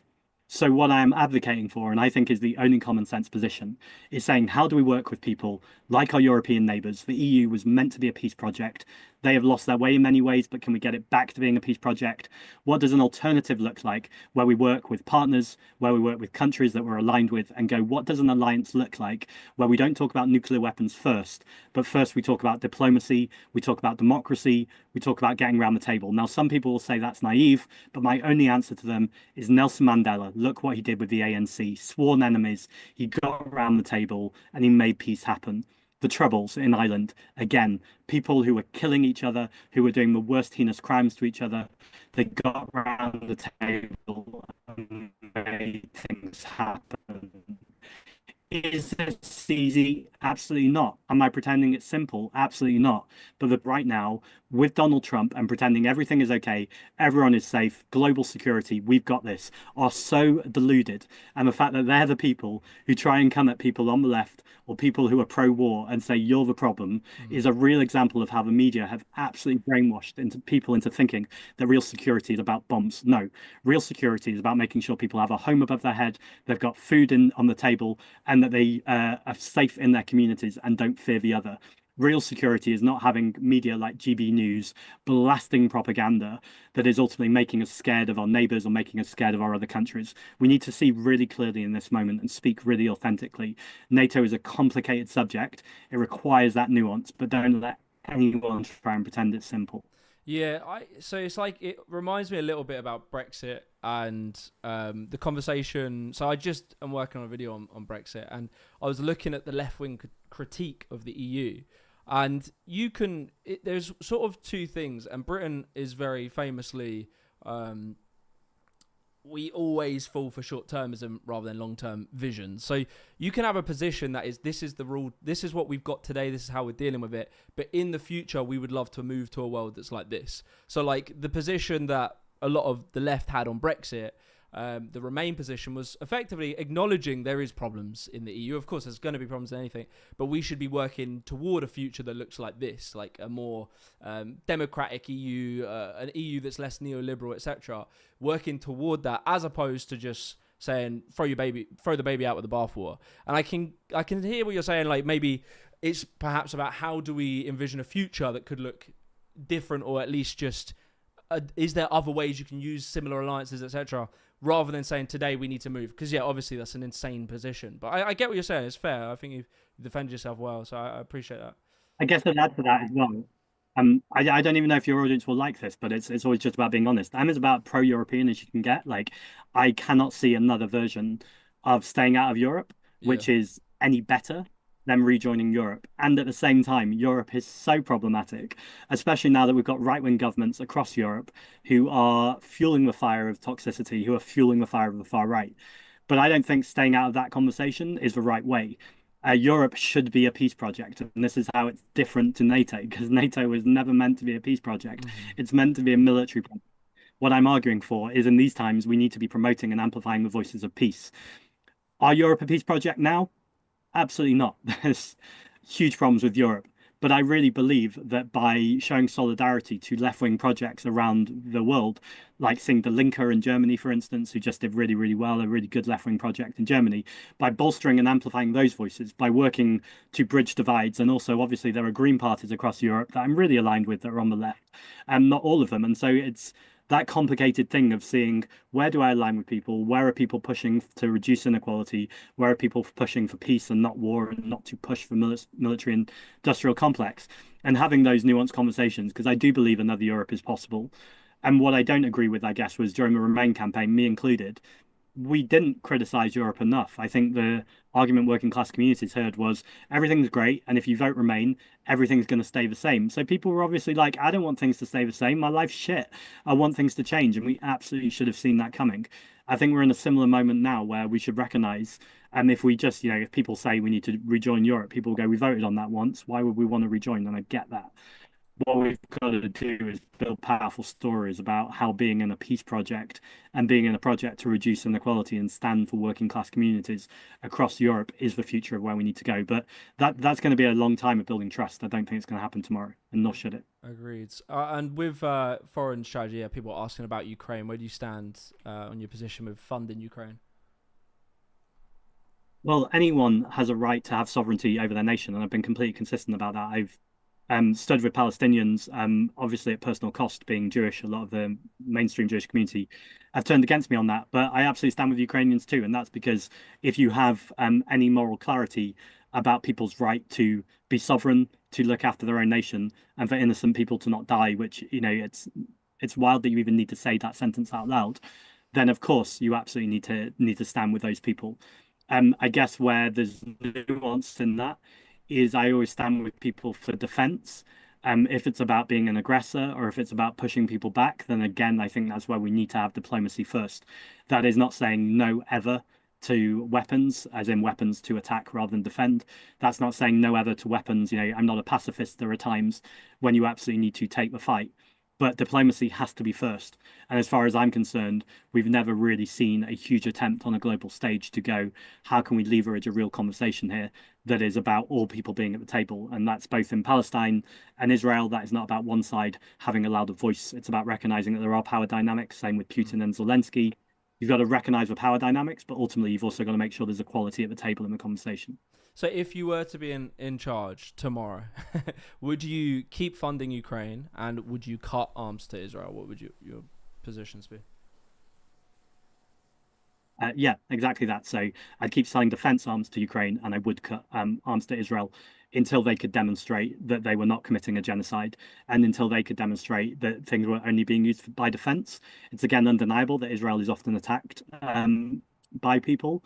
I think there's very strong arguments that if you take people's right to live away and you take away any sense to protest, what option is left? And these conversations are often weaponized as well under apartheid.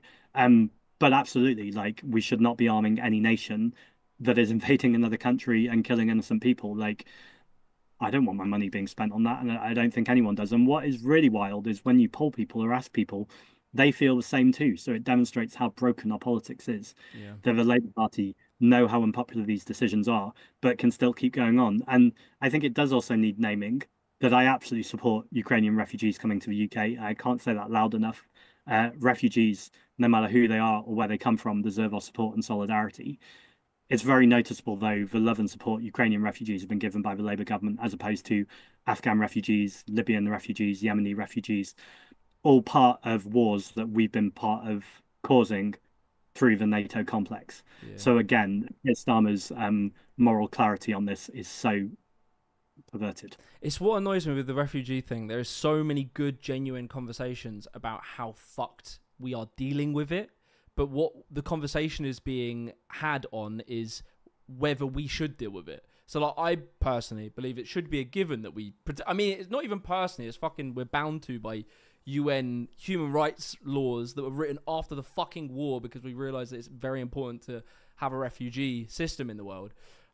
Regardless, it's like the way... What annoys me is I don't want to ever concede ground to the right on this topic because they don't argue in good faith. When they point out problems, they're not arguing in good faith. They're against refugees full stop a lot of the time if it's like, very ardent right wingers. But there are problems with the way we manage it. Like there's problems with the way that we house them. There's people making money off the refugee crisis. There's like people that do the house placement that become billionaires. Well, not become billionaires, but they are owned by very, very wealthy people that actually manage the housing and placement. And often it results in them putting refugees into poorer communities because for them it's cheaper to house them in a poor area than it is to put them in a wealthy area. So if you go down like a nice place in, I don't know, Chelsea, you're not going to find them being housed up there, but we house them in poorer communities, which of course, we need to do it in a smart way that's not going to cause disruption. It is a hard thing to do inherently, but we're not even having this conversation because the conversation has been absolutely hijacked by just whether we should even... we just shouldn't do the refugee thing. It's insane. Absolutely. And it's called a crisis, but it's a manufactured crisis. Yes. They removed the ways to assess people. They created those queues because the Tories wanted, like a villain to point at. And it's austerity, as we've said many times, that is stopping people getting doctor's appointments, stopping housing, stopping people, being on congested transport. Those problems are there anyway, whether we have refugees or migrants. Those problems are just being exacerbated by the fact that there are then more people, but they've not spent the money to build the infrastructure that we need. And that's a very, very deliberate strategy. And you're entirely right. We need to call it.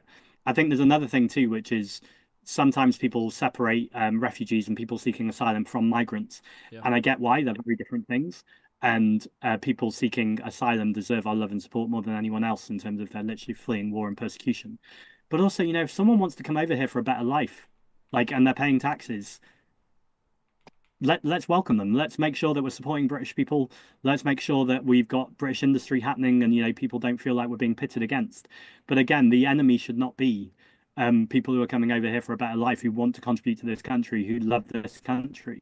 The problem is multimillionaires and billionaires who are not providing for this country and profiting off us.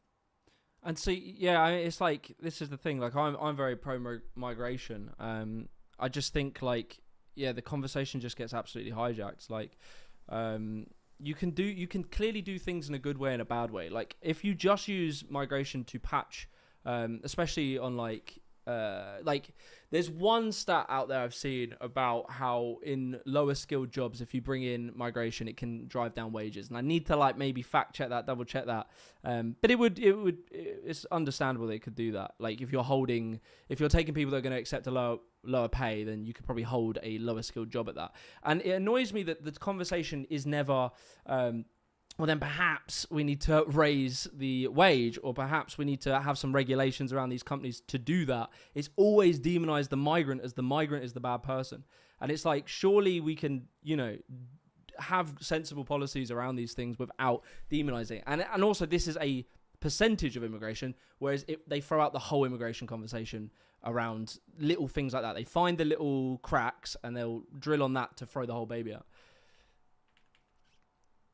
I've got nothing to add there apart from something I've realised I've not said the whole call, which I should have said, is that anyone who joins the Green Party can vote in these leadership elections. So yeah, just to encourage people to join, you get one member, one vote. Everything is democratic, and you can join up until July 31st and still vote. So people have power in the party, whether they joined 20 years ago, whether they joined 5 years ago, or whether they joined straight after this call. So, yeah, I'm not subtle, but my campaign manager would tell me off if I hadn't said that the whole call. No, big up, big up. I want to see if there's any questions from the chat, if anyone has any specific questions. I'm really bad at reading the chat whilst doing this. So, yeah, I'll let you guys get them in now. I can't believe I'm playing this, but I've got to shoot in 6 minutes. Okay, cool. I'm going to a community theatre event of all things. So, all right. So, well, let me actually ask you about in Walthamstow. Say reform. All right. So, one of the things we'll talk about is like progressive speak, language that works in certain audiences, etc. If you're in a conversation, right, you're on a panel and you're with Farage, right, and you're going, fucking, we need to tax the rich. These are the problems, privatization, and he goes, what is a woman? How are you going to deal with these kind of just bullshit right wing type reform type talking points in a debate? How would you combat that kind of approach? You meet them with the exact same energy they come at you with. So I think it's having the facts, having the stats, but also not being bullied down. And I think that's, again, something on the left we can all work on, because there's that kind of sense of wanting to be nice. And I get that. And like, I'm not coming on here to pretend to be anything that I'm not. I'm pretty nice. I'm pretty kind, but also I'm feisty. And if you get my back up, then I will protect and defend, more importantly than me, but my communities and people I seek to represent. So here's what I think whenever I'm in a debate. I never think I am on this debate because this is about me, or even about the Green Party, to be honest.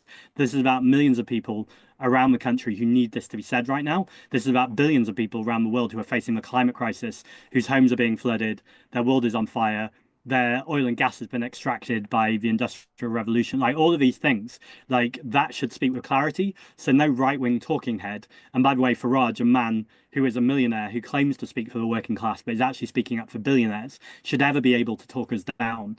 And so I think it's about being able to absolutely hold your own, hold your space, and do it confidently. And I think, again, that's where Mick Lynch absolutely excels, and I think that his decades of practice, without calling him old. And I think it's something that all of us who are in public space can always work on. We can always be more confident, and I think it's about doing it in a way too that if you come in too strong, you seem too cocky, or you seem like the angry lefty. And so it's I've sometimes seen comments where people go, he smiles too much, he needs to stop smiling. I'm a smiley person, I'm never going to stop smiling, but when you piss me off, or when you piss off what I represent, then that's the moment to go for it. And I think it's just it's just being authentic, right? It's not going in with a game plan. It's like living in the moment, hearing what comes at you, and then responding authentically in the moment. Yeah, I feel that. Yeah, I hope you do really well. I hope you win, and I'm very excited to see how you handle these sort of conversations. I think it's great having someone who really, aligns on a lot of the things we're all talking about, and who's actually in the political space, because it's a lot of the time it feels it's fun doing the YouTube shit, but it's like we're in our little corner talking to each other. It's cool, but we want to impact the world. Like someone's just asking the thing here. They just said like, I've just joined the Greens, so Milk Fingers just joined the Greens. What can I do right now to get stuck in and help out? And it's like, yeah, I want to ask that, because it's like it's a question from me as well. Like, what can someone like me do to get stuck in? First of all, don't talk yourself down like these YouTube corners. I've talked a lot about community on this call, but this is a community, right? You know, some of the people who pop up, people know each other on the pop up. Like when the world is shit and it feels scary, having a place to go where you go, actually, what's pumped out at us all the time, we don't have to believe. And also, most importantly, and again, it's what I love that you do, Jimmy, is it's not ranting and just being angry, which there's a space for that, but it's actually going, let's arm ourselves with facts and let's arm with ourselves with information. Now, what I think the left have done wrong in the past, and I think the Green Party certainly have, is they've done the let's arm ourselves with facts and information. And now let's go into this debate with the facts because facts will always win. And there's been no story. But I think what you do is you combine here's the facts and information because let's not be talking shit. Let's make sure that what we're talking about is grounded in reality because otherwise we'll be eaten alive. But also make sure the facts then meet up with this powerful story. And YouTube, I think, the way that you talk with your audience, the way the audience interacts, is the exact way to build community. And again, I think it's the way that everyone upskills.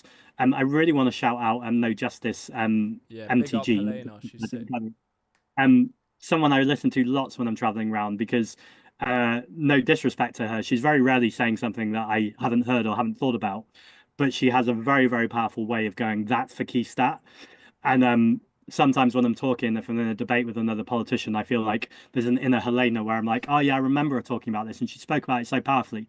Now, I think some politicians wouldn't admit they do that because there'd be some like kind of stigma or snobbishness about YouTube's. You guys know your craft. You're doing this what every night, or at least like a few times a week.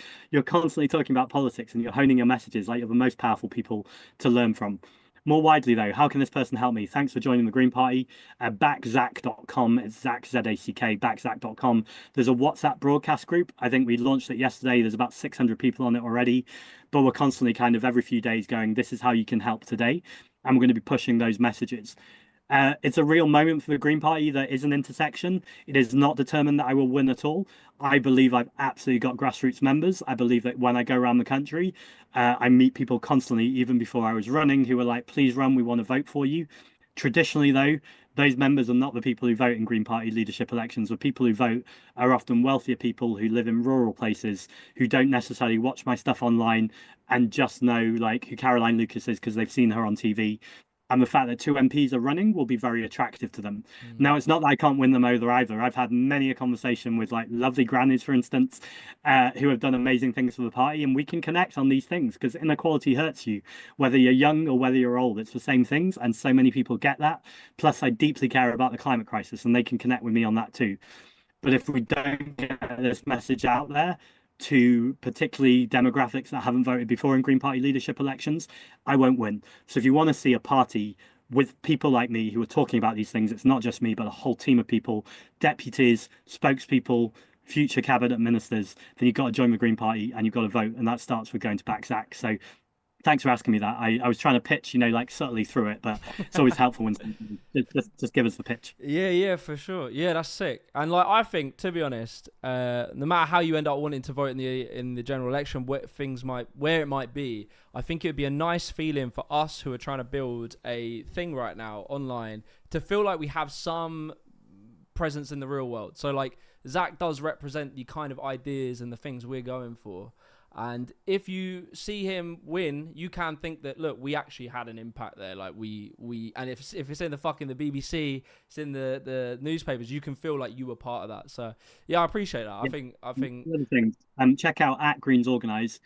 This isn't my group, but this is a group within the party. I know you've shouted out the video they did before. They made that video in Kent with the geezer going, "I love my country." yeah, I like that geezer. So yeah, check out Greens Organised. This is definitely something you could really help with, Jimmy.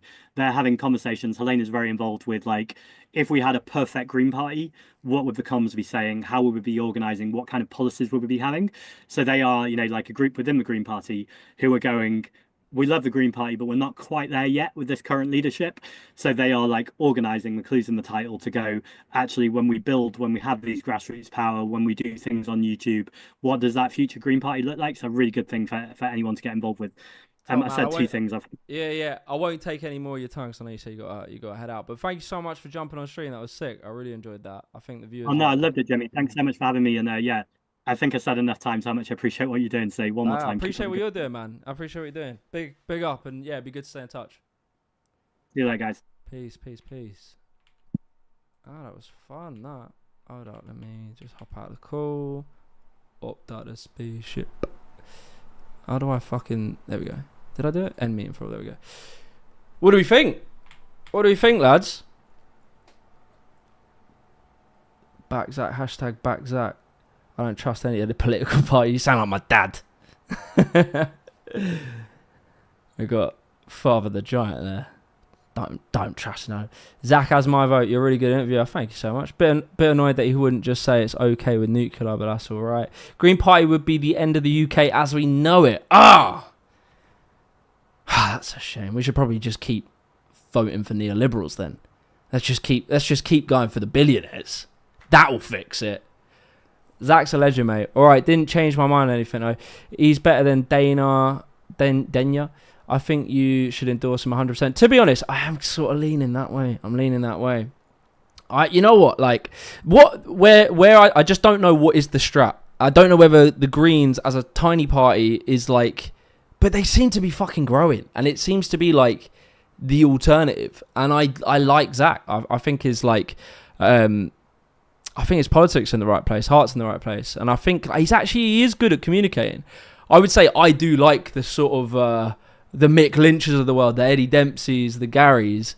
And I do think in this combative era, we need that. But it isn't to say, like, other people can't join the party and help be part of that movement.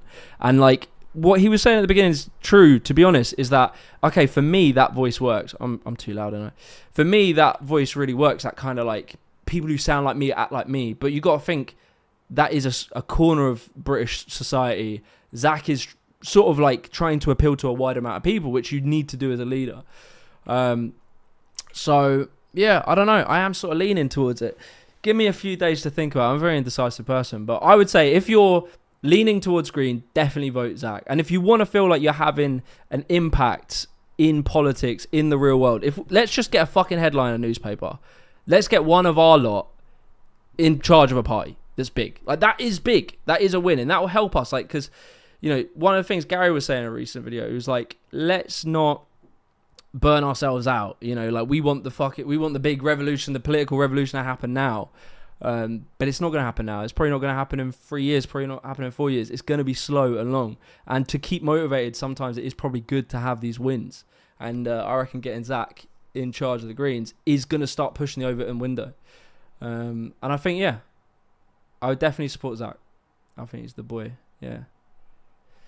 So yeah, it could be better with you on the ride. Yeah, I mean, I'm not against it. I don't know where I would slot in on that. Like in like, what do? I don't really want to be a politician. I want to just keep doing what I'm doing, but I don't know. But yeah, it does feel like the start of something. You know, we've got to fucking do something, lads. That's how I see it. Like, you got Starmer over here fucking talking like Enoch Powell, talking about we're strangers in our own land. We need to start getting active. We need to start doing something. So big up Zack. Thank you so much for coming on. Really, really enjoyed chatting with him. And I can see the potential there. But Jimmy is always much more reasonable than most in this space. The time shall come when you can proudly state that you are British. Brother, I am fucking proud I'm British. What are you on about? Jesus Christ. I think Greens just need to get him and get some large speaking opportunities. Yeah, and that's the thing. I'm seeing him all on my timeline. Now I'm obviously a lefty, so I'm going to see all that shit. But, like, I don't see any of the others. And in this era of politics, where communications is what matters, I'm seeing him. And he's saying the right things and attacking the right people. So YouTube affects culture, culture affects politics. You just need to help them along with the other YouTubers with social media game. Yeah, I think that is something I could help with for sure. Only you can save mankind. If not you, then who else? God, I was gangster. I like that. You should work. Enoch was right. Well, we'll see, mate. Starms has just gone down that route, so I'm sure tomorrow everything's going to be fine, right? Once we kick out all the migrants, the billionaires will just, like, start giving us better wages and shit because, you know, that's what's going to happen. And everyone will just start hanging out again, you know? That's what's going to happen, for sure.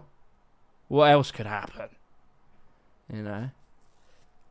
You need to keep doing what you're doing, and if you believe in Zack, when it comes close to votes and such, you can throw an ad drop in your videos. Yeah. Greens are the only party that is against austerity. And that's it. Like, we need to have a vessel for the voice of tax the rich, end austerity, and renationalise. We need that voice out there. And if we don't have it in the political space, we're only going to be talking amongst ourselves who are like hyper online political people. We need Gaz, Baz, and Suze to be on this message. I need to see how Zack holds up in debate. To be honest, not bad. I saw one that was pretty good. He did one with the Reform guy, but the Reform guy is a pricky. He just sort of like ignored all of the facts and just started chatting shit. But yeah, he did pretty well to like pin him on the fact that Reform takes like 90% of their donations. Obviously, it'll be different now because they got a mass they got mass sign-ups from the people. But I can't remember when. But they took like 90% donations from oil billionaires. And Zack was like, "You lot are trying to act like you're the voice of the people. Are the people oil billionaires?"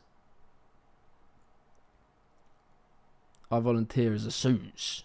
Jimmy, what was his economic stance? Well, I mean, he was talking about taxing the rich and funding he stands for like renationalisation, funding infrastructure projects, etc., funding green technologies. He wants to stand for like the green revolution, which I fully fucking endorse. Yeah. Come on, Jimmy. He's not going to win an election, is he? We need a left-wing party. They are a left-wing party. And you don't know that. You don't know that. Bear in mind, like, Zack is learning. Like, he said it as well. He's like, you know, he's aware of all of the things people are saying, and he's trying to perfect his approach. So I'm going to say it's best to get behind someone that is what we're about and work from there. Mate, this is the thing I say, right? When it comes to sports, right?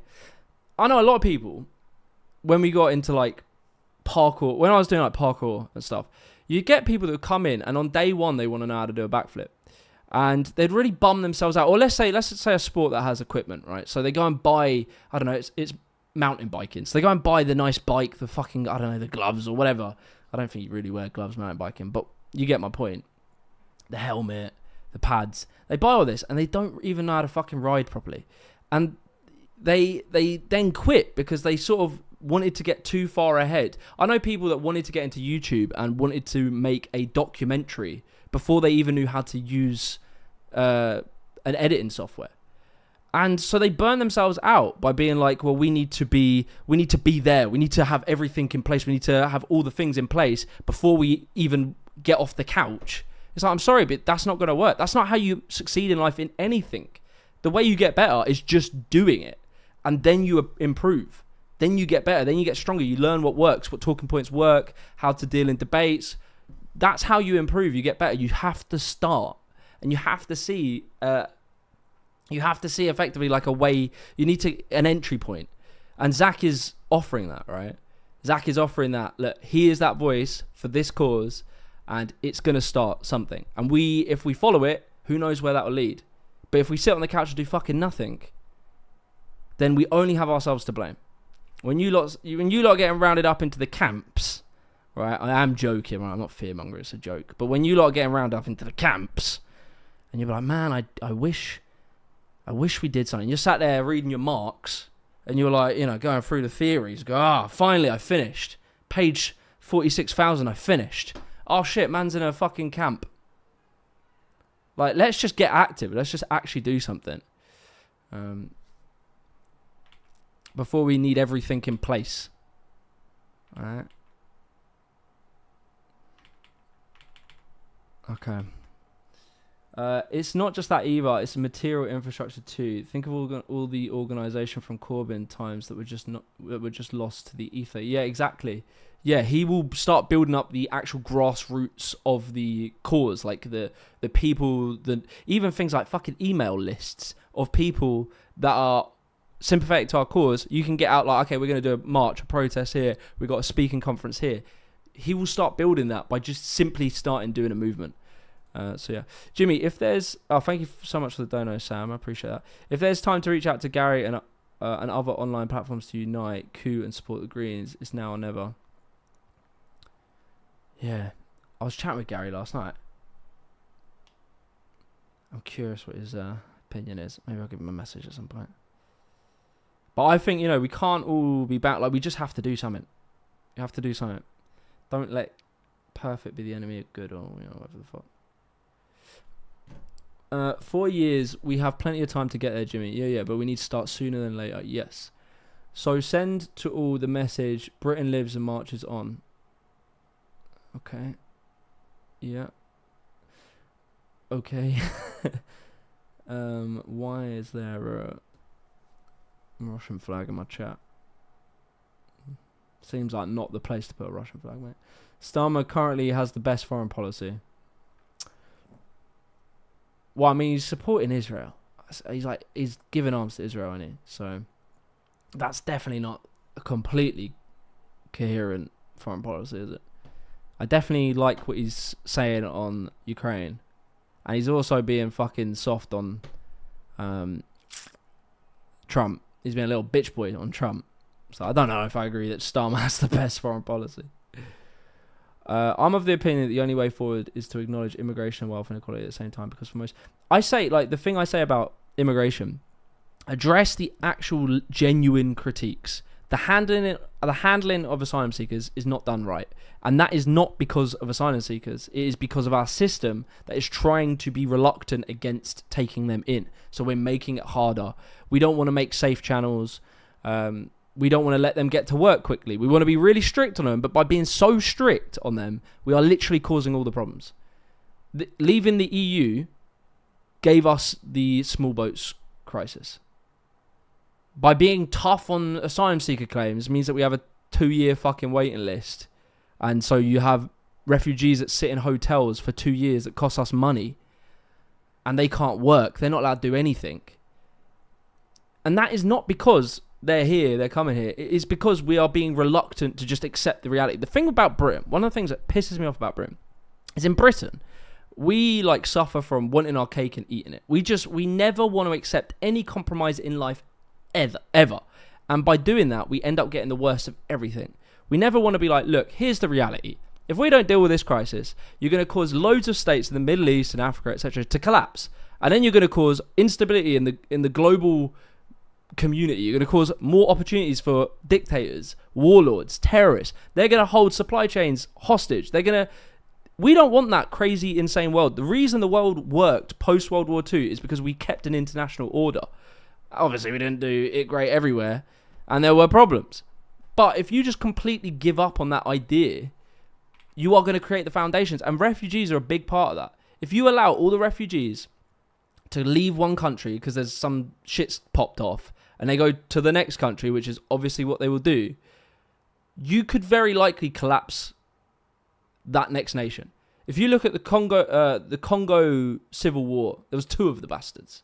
It was like there was a Rwandan genocide. People escaped Rwanda. They went to Congo. Congo is a poor nation. They did not have the infrastructure and the ability to look after all the refugees. But they took them all. And Congo ended up in a civil war. So if you think, right, as a global community, this is the reality. There are these wars going on in these nations that, by the way, we probably had some involvement in at some point, and we caused some of the instability that led to it.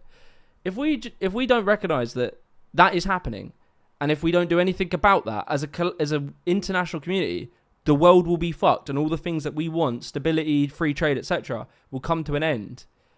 If we can't accept that by sharing out the load of asylum seekers and then actually being smart about it, get them into work and get their families here. Because a lot of the time, the ones that get to Britain, they can't bring their families because women, children, old people, they're not going to be able to cross the channel. So it's like so obvious that you just need to be a fucking adult and actually deal with it. But we never want to deal with anything. We always want our cake and we want to eat it. And then what ends up happening is we get all the worst outcomes from everything. Is the sickness in British politics. Short-termism and never any pragmatism. There's never pragmatism. It's all ideological. It's all this is how it has to be. We should not have to do this. Or it's like, it's never, look, man, I know it's a bit tough, but we should probably have to fucking actually be adults and deal with it. Like, yes, what pisses me off, man. Like, we need to start actually thinking about how to do things properly rather than just closing our eyes and shutting our ears. We have to go, all right, this is the situation. This is the facts on the ground. How do we deal with that in the best way that's the least disruptive and the most beneficial to us all? And maybe you'll find there's actually some benefits to it. But before we can even think of making that point, you have to get people to understand that the migrant crisis, like the refugee crisis, is a real thing caused by real wars that we were involved in a lot of the time.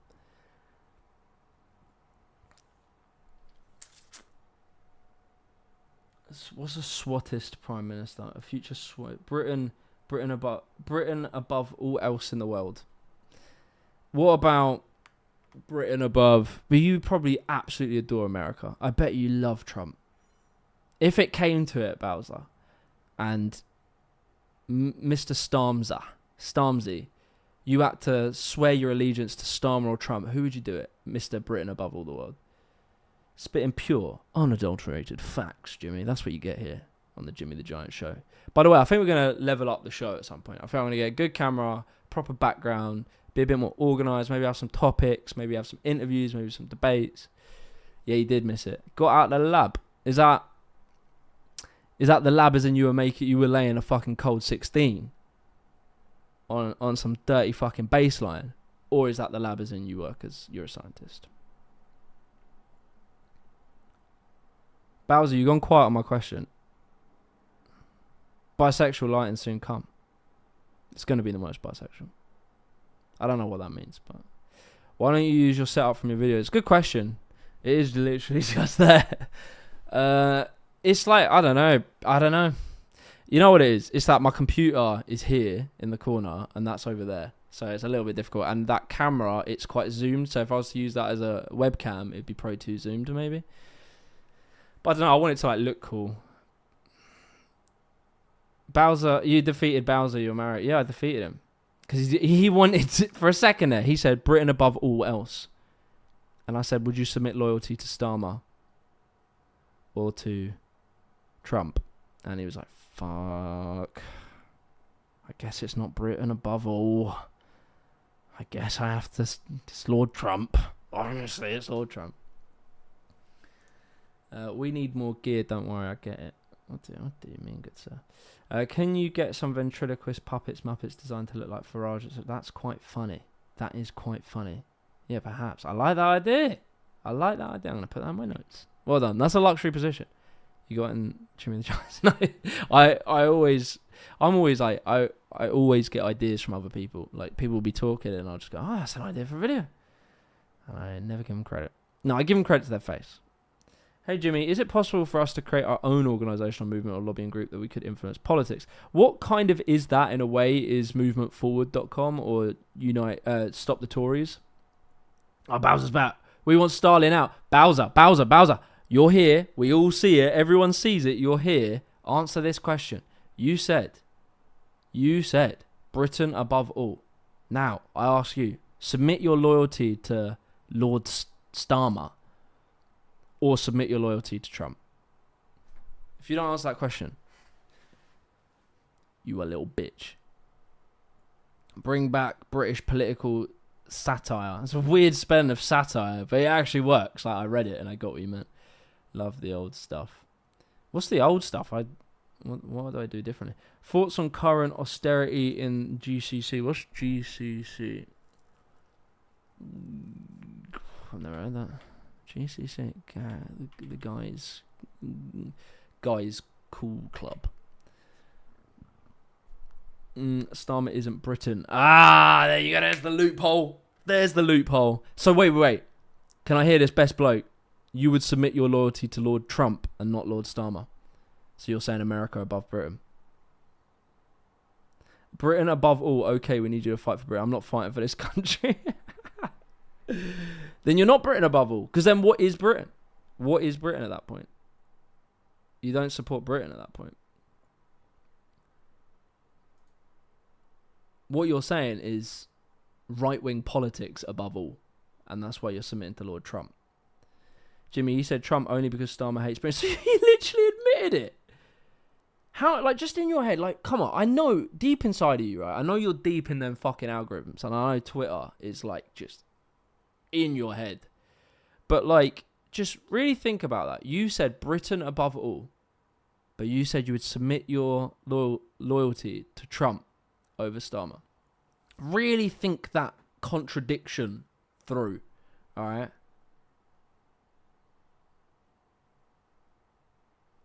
Think about it. your way of looking at the world doesn't make sense, does it? It like literally doesn't.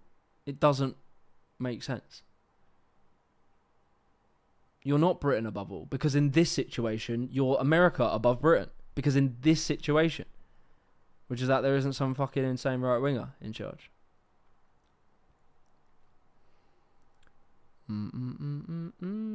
Now look, even Starmer with his recent speech has come to realise the real concerns of working people, and I stand with him completely. Middle class YouTubers are disconnected. No, we were just talking about it in the thing. There are smart ways and bad ways of doing immigration, and a lot of the conversation around immigration, the legitimate conversation, which I'll say is a legitimate conversation, is around people who have, like, there is an exploitative element in some regards of taking people from poor countries to come and do our shit work that we don't want to do. There is some to that, because the argument the right wingers make, which they don't believe in, they're making a convenient argument. Bear that in mind. Is that if they didn't bring that labour in, arguably the wages will go up and maybe the work conditions will go up to attract British workers. If British workers are being stubborn, they don't want to do it. Arguably, I would say it probably wouldn't, but it might do. And I'm saying, well, okay, if that's the situation, then raise the minimum wage and improve working conditions. Do that. Or if it's in industries, if you really want to prioritize British talent, and I'm not against that, British skills. Like, I'm big on pushing British people to be skilled and, work in industries that are useful.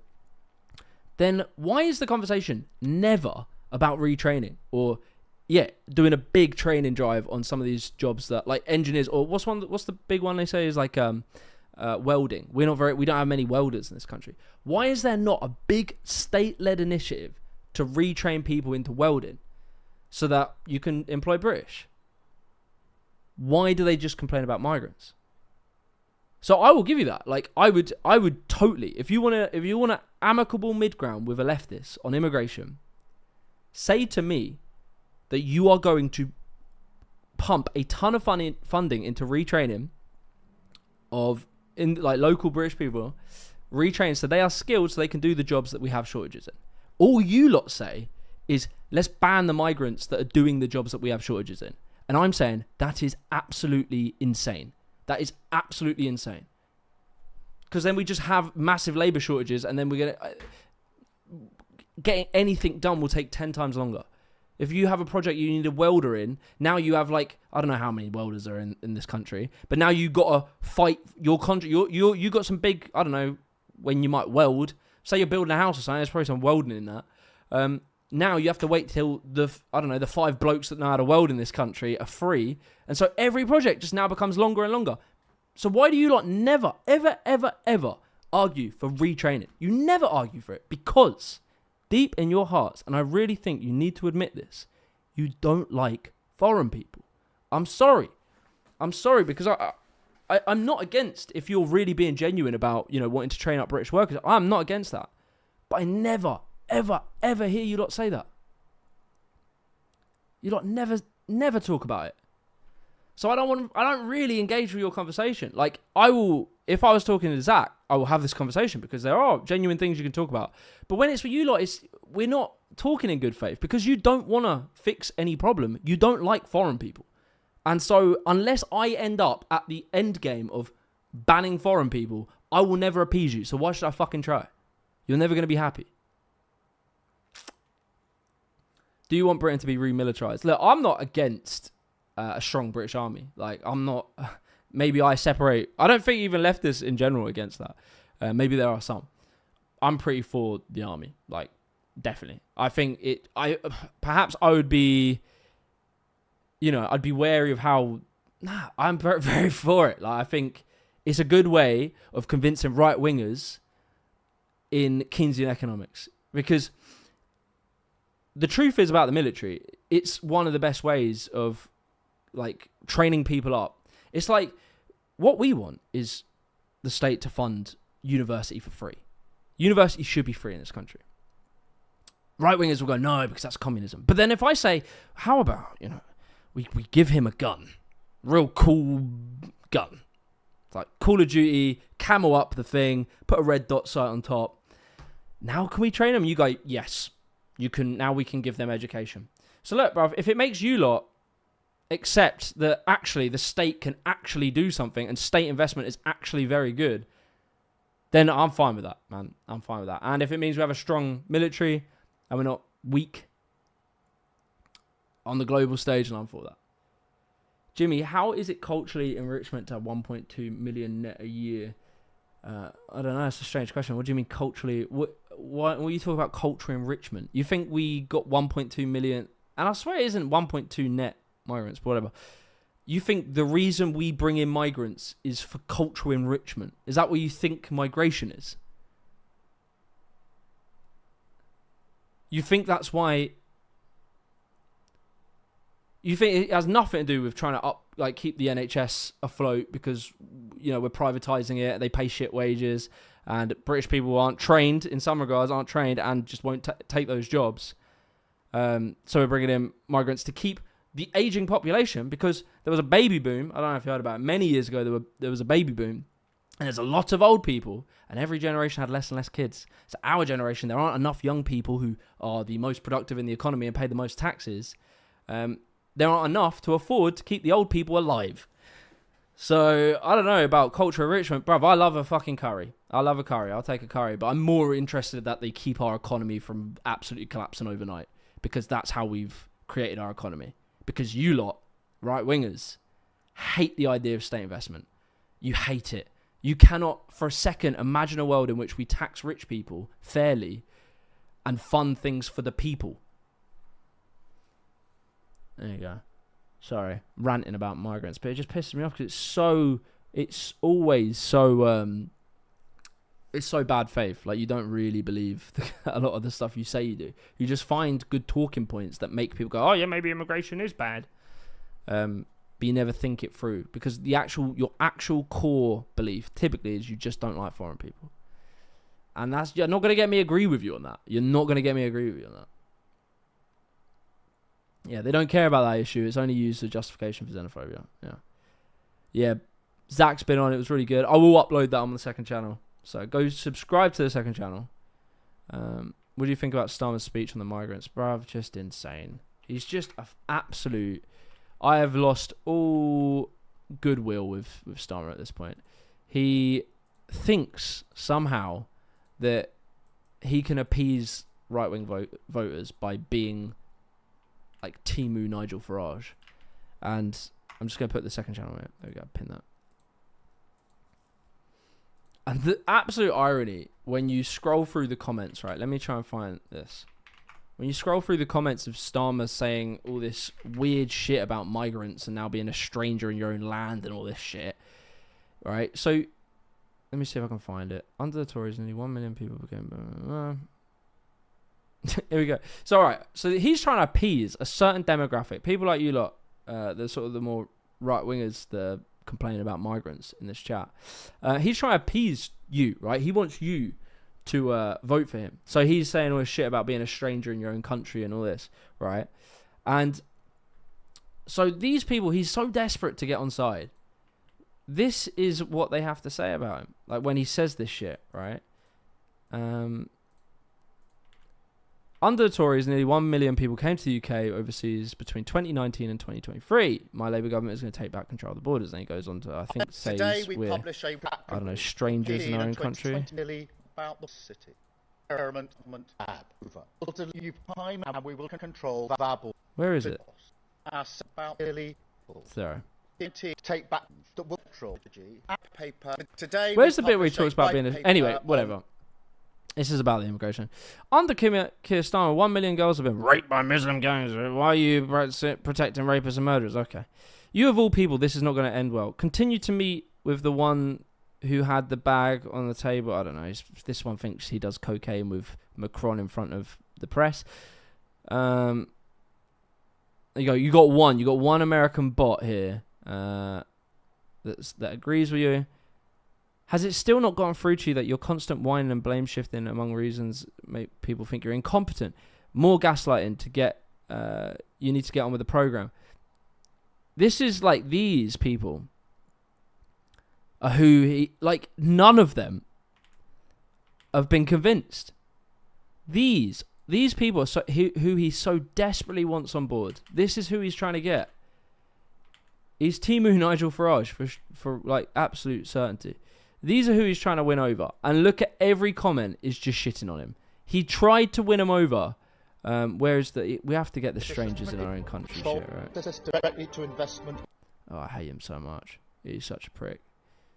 comes the government, but let them host for interest. This white paper will.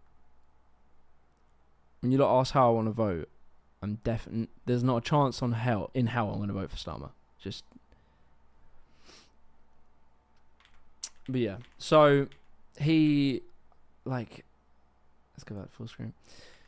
So he's trying to win you lot over, and it doesn't work because he's not Nigel Farage. He's literally all he's doing is turning people like me, right, and the many people that are like me, off of him, and we're like, we also exist, right? We also exist, and we're actually the ones who voted for Labour.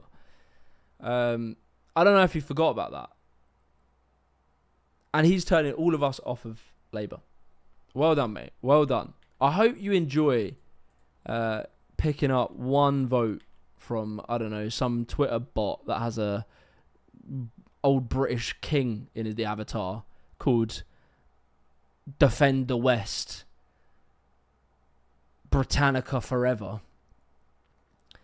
I hope you get that one vote, bruv, because you lost mine. And I have an audience of people. And probably you lost all of our votes. So I hope you're fucking happy, mate. Because you're not... Look, it's not about there's no problems with immigration. There's no way that we need to do things smarter. It's not about that. It's about what are you... If I read between the lines, what are you talking about? You're talking about things to appease right-wing voters. You are not talking about taxing rich people. You're not talking about fixing inequality. So you do not talk about the things... You do not really talk about poverty in this country that much. You do not talk about the things that actually we believe in. All right, if I'm just to read between the lines, and it's not about, you can't ever pass anything about immigration to make it fairer, blah, blah, blah. It's not about that. It's about, are you doing anything that's actually left-wing? And you're not. For me, as an average young person in this country, I'm looking at you, and I cannot see the difference between you, for outcomes, for me voting for you, Farage, or wherever the Kemi Badenoch. I don't see a difference. I don't see a difference, mate. So you've lost us. You've lost us. GG. I hope you're fucking happy. You lost us. And now we're talking to people like Zack from the Greens. And I'm sure more independents are going to pop up. And I'm sure Corbyn's going to start, growing. And maybe he joins the Greens. That's going to be a bit of a damaging thing for you lot. So you fucked it, man. You fucked it. And the thing is, Labour has all the beautiful background, the history. I mean, let's ignore Tony Blair. But, they have the story of being the first, super successful workers' rights movement, man. What they did, and it's so sad. It's like a once great band, it's like Kanye. It's like Kanye. When we were young, we all loved Kanye. The man was so creative, so interesting, and now he's a Nazi. That's a shame. Why do they all become Nazis? What is it? What is the draw towards being a Nazi? Anyway, it's like, this once great thing that has fallen so far, and it's hard for us to let go because there is something. There's the Clement Attlees in there, There are people, there are feelings and achievements. There's the NHS social housing, the Beveridge report that they did, but they haven't been that for a long time. We have to accept they're not that anymore. It makes no sense. Thank you so much, Optimistic Nihilist, for donating. It makes no sense as a stroke. A bit of a burp there, yeah. It makes no sense as a strategy. Both Labour and Tories are trying to be Farage-like, but right-wingers will only want full-fat Farage. Full-fat Farage. Opposing his policies is not how you win. Not chasing a big up for the dono. Completely agree. Absolutely right. Yeah, you can't convince... Yeah, it's a cult of personality around Farage. It's a cult of personality. And I'm sorry, Mr. Starmer. It's not you. You don't have any personality, so you're not going to win them on cult of personality. You need to win on delivering things that will improve people's lives. And you're not Mr. Charisma. So... Some right-wingers... I'm going to just change the title because I think people... Let me post Zack stream. Now I'll quit. Little chit chat. Let's just quit. Little chit chat.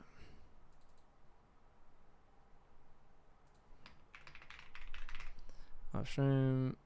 Yeah. But his father was a tool maker. Yes, that is true. His father did make some tools, and one of them is called Keir Starmer.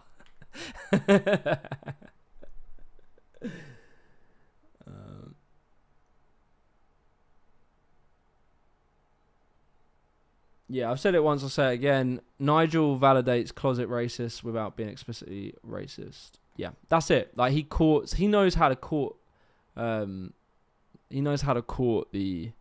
racist elements, because racism is kind of a feeling, right? It's a feeling that exists. It's not like about courting specific. It's not like Combat 18 or like specific far right groups. It's like within humans, we're complex animals and we have a variety of feelings. And xenophobia is a feeling that can arise when you feel left behind or not cared about by your country, especially when faced with migrants into the country, because you see. Starmer's dad was a fool maker, yeah. Because you see, like, I don't know, you're being told that their lives are great. It's not. Being a refugee in this country is not a good life. But anyway, you're being told that, and because there's so many degrees of separation from you and them, you don't know the ins and outs of their life, so you can just believe what you're told.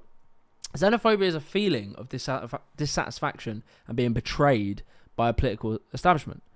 Xenophobia comes out of that, right? It's a feeling. It's not about trying to court, like, yes, specific far right groups or something, although that will happen.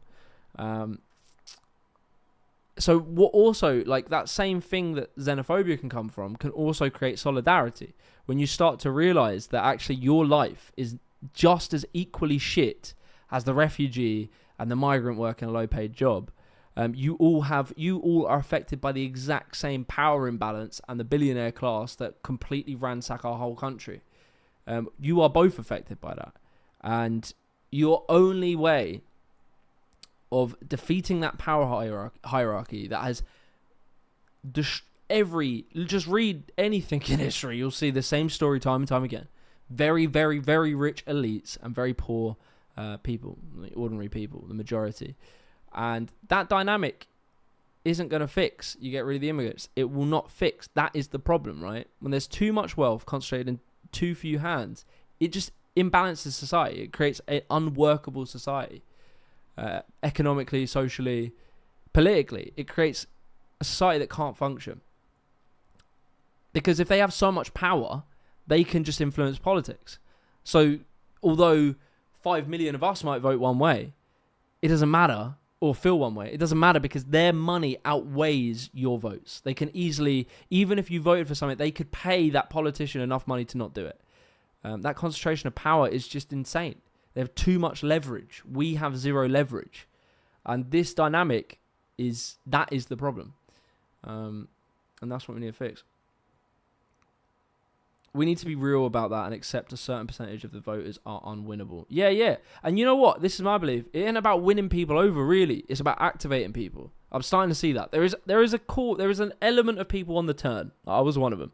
That we can win over. And I will do what I keep doing to do that. But actually, what I'm starting to realise, it's more about activating. It's more about getting people who don't vote to vote for you. There are a big amount of people that don't vote. There is a lot of people that voted in the 2019 election for Corbyn who just didn't turn up in 2023 because they didn't see a left-wing option. And actually, yeah, people were having a lower and lower turnout over a lot of elections. We need less workers' rights, no minimum wage. How do you get to a point where you truly believe that? Like, when you analyse history, the periods of time where there was none of the workers' protection, no minimum wage, do you think they were good periods of time? Do you actually think, because you obviously you don't, or if you do, you've I don't know, I'm sure there's been some good pseudo history that said actually it was great back then, and all the academics are lying. You need workers' protections. Like, I can't even believe that we're in a position where that is even something someone actually thinks. These algorithms are fucked, man. They are fucking people's brains up. Just making people so stupid. People like to believe the problem is the person that's beneath them or powerless rather than the huge, powerful billionaires. Yeah, he actually made a good point, Zack, on the whole NIMBYism thing. He was like, yeah, look, I know there are some probably edge cases where like people have voted against stuff basing it on green arguments. But why do we talk about that more than the 1.5 million housing plots of land that have been approved for housing that are just not being built because developers see that if prices of houses are going up, it makes more sense to delay whilst keeping the housing supply short to make prices go up? Why are we not talking about that? They're actually powerful. That fucking newt in a bush or that rare species of bird is quite a bit less powerful than the billionaire multinational development firms that are deliberately not building in order to suppress the supply of housing. Bowser, the enemy is within. Yeah, there's definitely one in this chat, mate. There's definitely one. I would love for you to realize, Bowser, you actually probably have all of the same problems caused by all of the same shit as many of the people in the chat. And if you actually just realized that if you worked with these people in chat towards taxing rich people, you could probably fix some of these problems. But instead, you've just been sold some absolute nonsense that unfortunately will make your life worse forever. Because if you follow that politically, you're going to vote for the Leopards Eat Your Face party. There's a few, Jimmy, but they're not as loud as Bowser. Bowser, you've been called out by everyone here, including the host, but you feel special. The reform law can be won over. Yeah. There is some. There are some people that can be won over. I agree. This misunderstanding from Starmer comes from how you do it. You don't lean into the anti-immigrant stuff. Instead, we need to shift the economic discussion to inequality. Absolutely. But they don't want to do that because it involves taxing the rich, and they are the rich. So, Jimmy, are you going to stand for election or no? Nah. I wouldn't. He probably thinks we're all woke. Yeah, I'm super woke. I woke up this morning. That's how fucking woke I am. Are we discussing the immigration announcement? No, we've already done it a little bit. Are you an ethno-nationalist? Of course he is. Yeah, the Reform UK voters just received their leopards eating my face pie. Bro, please tell you watch Carl Kalinske. Yeah, I love Carl Kalinske. He's so good. He's getting better. He's one of them ones. He's been around a minute and he is continuously getting better. I'd love to chat with him, to be honest. Jimmy should run for parliament. Quick question. Was the economic boom in the 40s, 50s and 60s a myth? No, it was an economic boom. Was it this utopian period? No, but we were progressing and improving the world, and the living conditions for ordinary people got much better. But it isn't this like, it wasn't you're running around the streets and everyone was happy and holding hands. It wasn't that. But it was improving as opposed to getting worse, which it is now. Carl Kalinske always been good. Yeah. But I just think he's got better. Just wish he could be a bit better on foreign policy, but he's great overall. Thoughts on this? One of the most notable changes is that employees will now have the right to not only unfairly dismiss people. Do they? Wait, what's that? One of the most notable changes in the employees is that employees will now have the right to not be unfairly dismissed from. Oh yeah. I saw about the employee protection bill. Yeah, and the thing about Labour is like they're centrist. This is the problem with centrists, is that they will never address the root cause of the problem. So they will try and tweak things around the edges, and they'll try and change small little things that might make your life 0.3% better, and you won't notice it because your life is getting 100% worse by the big systemic structures. So, there are things that Labour do that are good, and if you listen to a different bias, you'll hear some of the things that they do that are good, and it's good to do that. But we have to realise the actual the gravity of the situation we're in. And tweaking around the edges is not going to stop the fucking Farage wave. Are you a Kneecap fan? I do like Kneecap. Not all of their songs, but some of them. Obviously, some of the shit they're saying, I know it's like they're going to say it's in jest or it's in character, but I think some of the more like kill your MP type shit, I don't know, I ain't with that. I think that's being provocative to little ends. It's like Just Stop Oil, like throwing paint on a priceless picture. To what ends are you doing that? Are you going to win people over? I don't think so. Or are you going to gain power? I don't think so. They're centrist, yeah, but Labour are just looking forward, not around. I'd say they're looking in the wrong places. Will you collaborate with different buyers? I did want to have a chat with him. It was a long time ago I said it, and I would still have a chat with him for sure, but it's been a while, and I've got so many people I need to chat to. I just don't do this very often, so. Do you speak to Muslims or do you look at GB News? Why speak to Muslims when you can look at GB News? That's my argument. I'm sorry, but I actually want my art to be provocative. Yeah, I know what you're saying. It's good little rebuttal there. I like that. But I just think kill an MP is too much. I just think that's not the vibes. But you know, I do get what you mean from an artistic perspective. But I am talking more from a political perspective. I'm gonna run an ad. Gotta make some bread. I'm gonna hop off stream, I think. All right, there you go. Just ads in Minecraft, and you saw it. Bro, your videos are profound. Oh, thank you, mate. Appreciate that. All right, I'm all for freedom of speech, but calls for violence is where I draw the line. Yeah, agreed. Yeah, we gotta have some moral consistency there. All right, lads and ladettes and ladex. Love you all. I'ma hop off. Hope you're well. Stay sane. Stay strong. Unionize. Do what you can. Go join the Greens. Fuck it. Why not? Go join the Greens. Back Zack. Let's see if Zack wins. That's gonna be good. We have a voice in politics that stands for taxing the rich. A mainstream voice in politics that stands for taxing the rich. That's something I like the sounds of. So go back, Zack. Seize the means of production. Overseas power 2033. Oh god, Bowser, I hope fucking up. I'll be out. I'll be living somewhere far away. Peace, lads. Have a good one. Bye bye.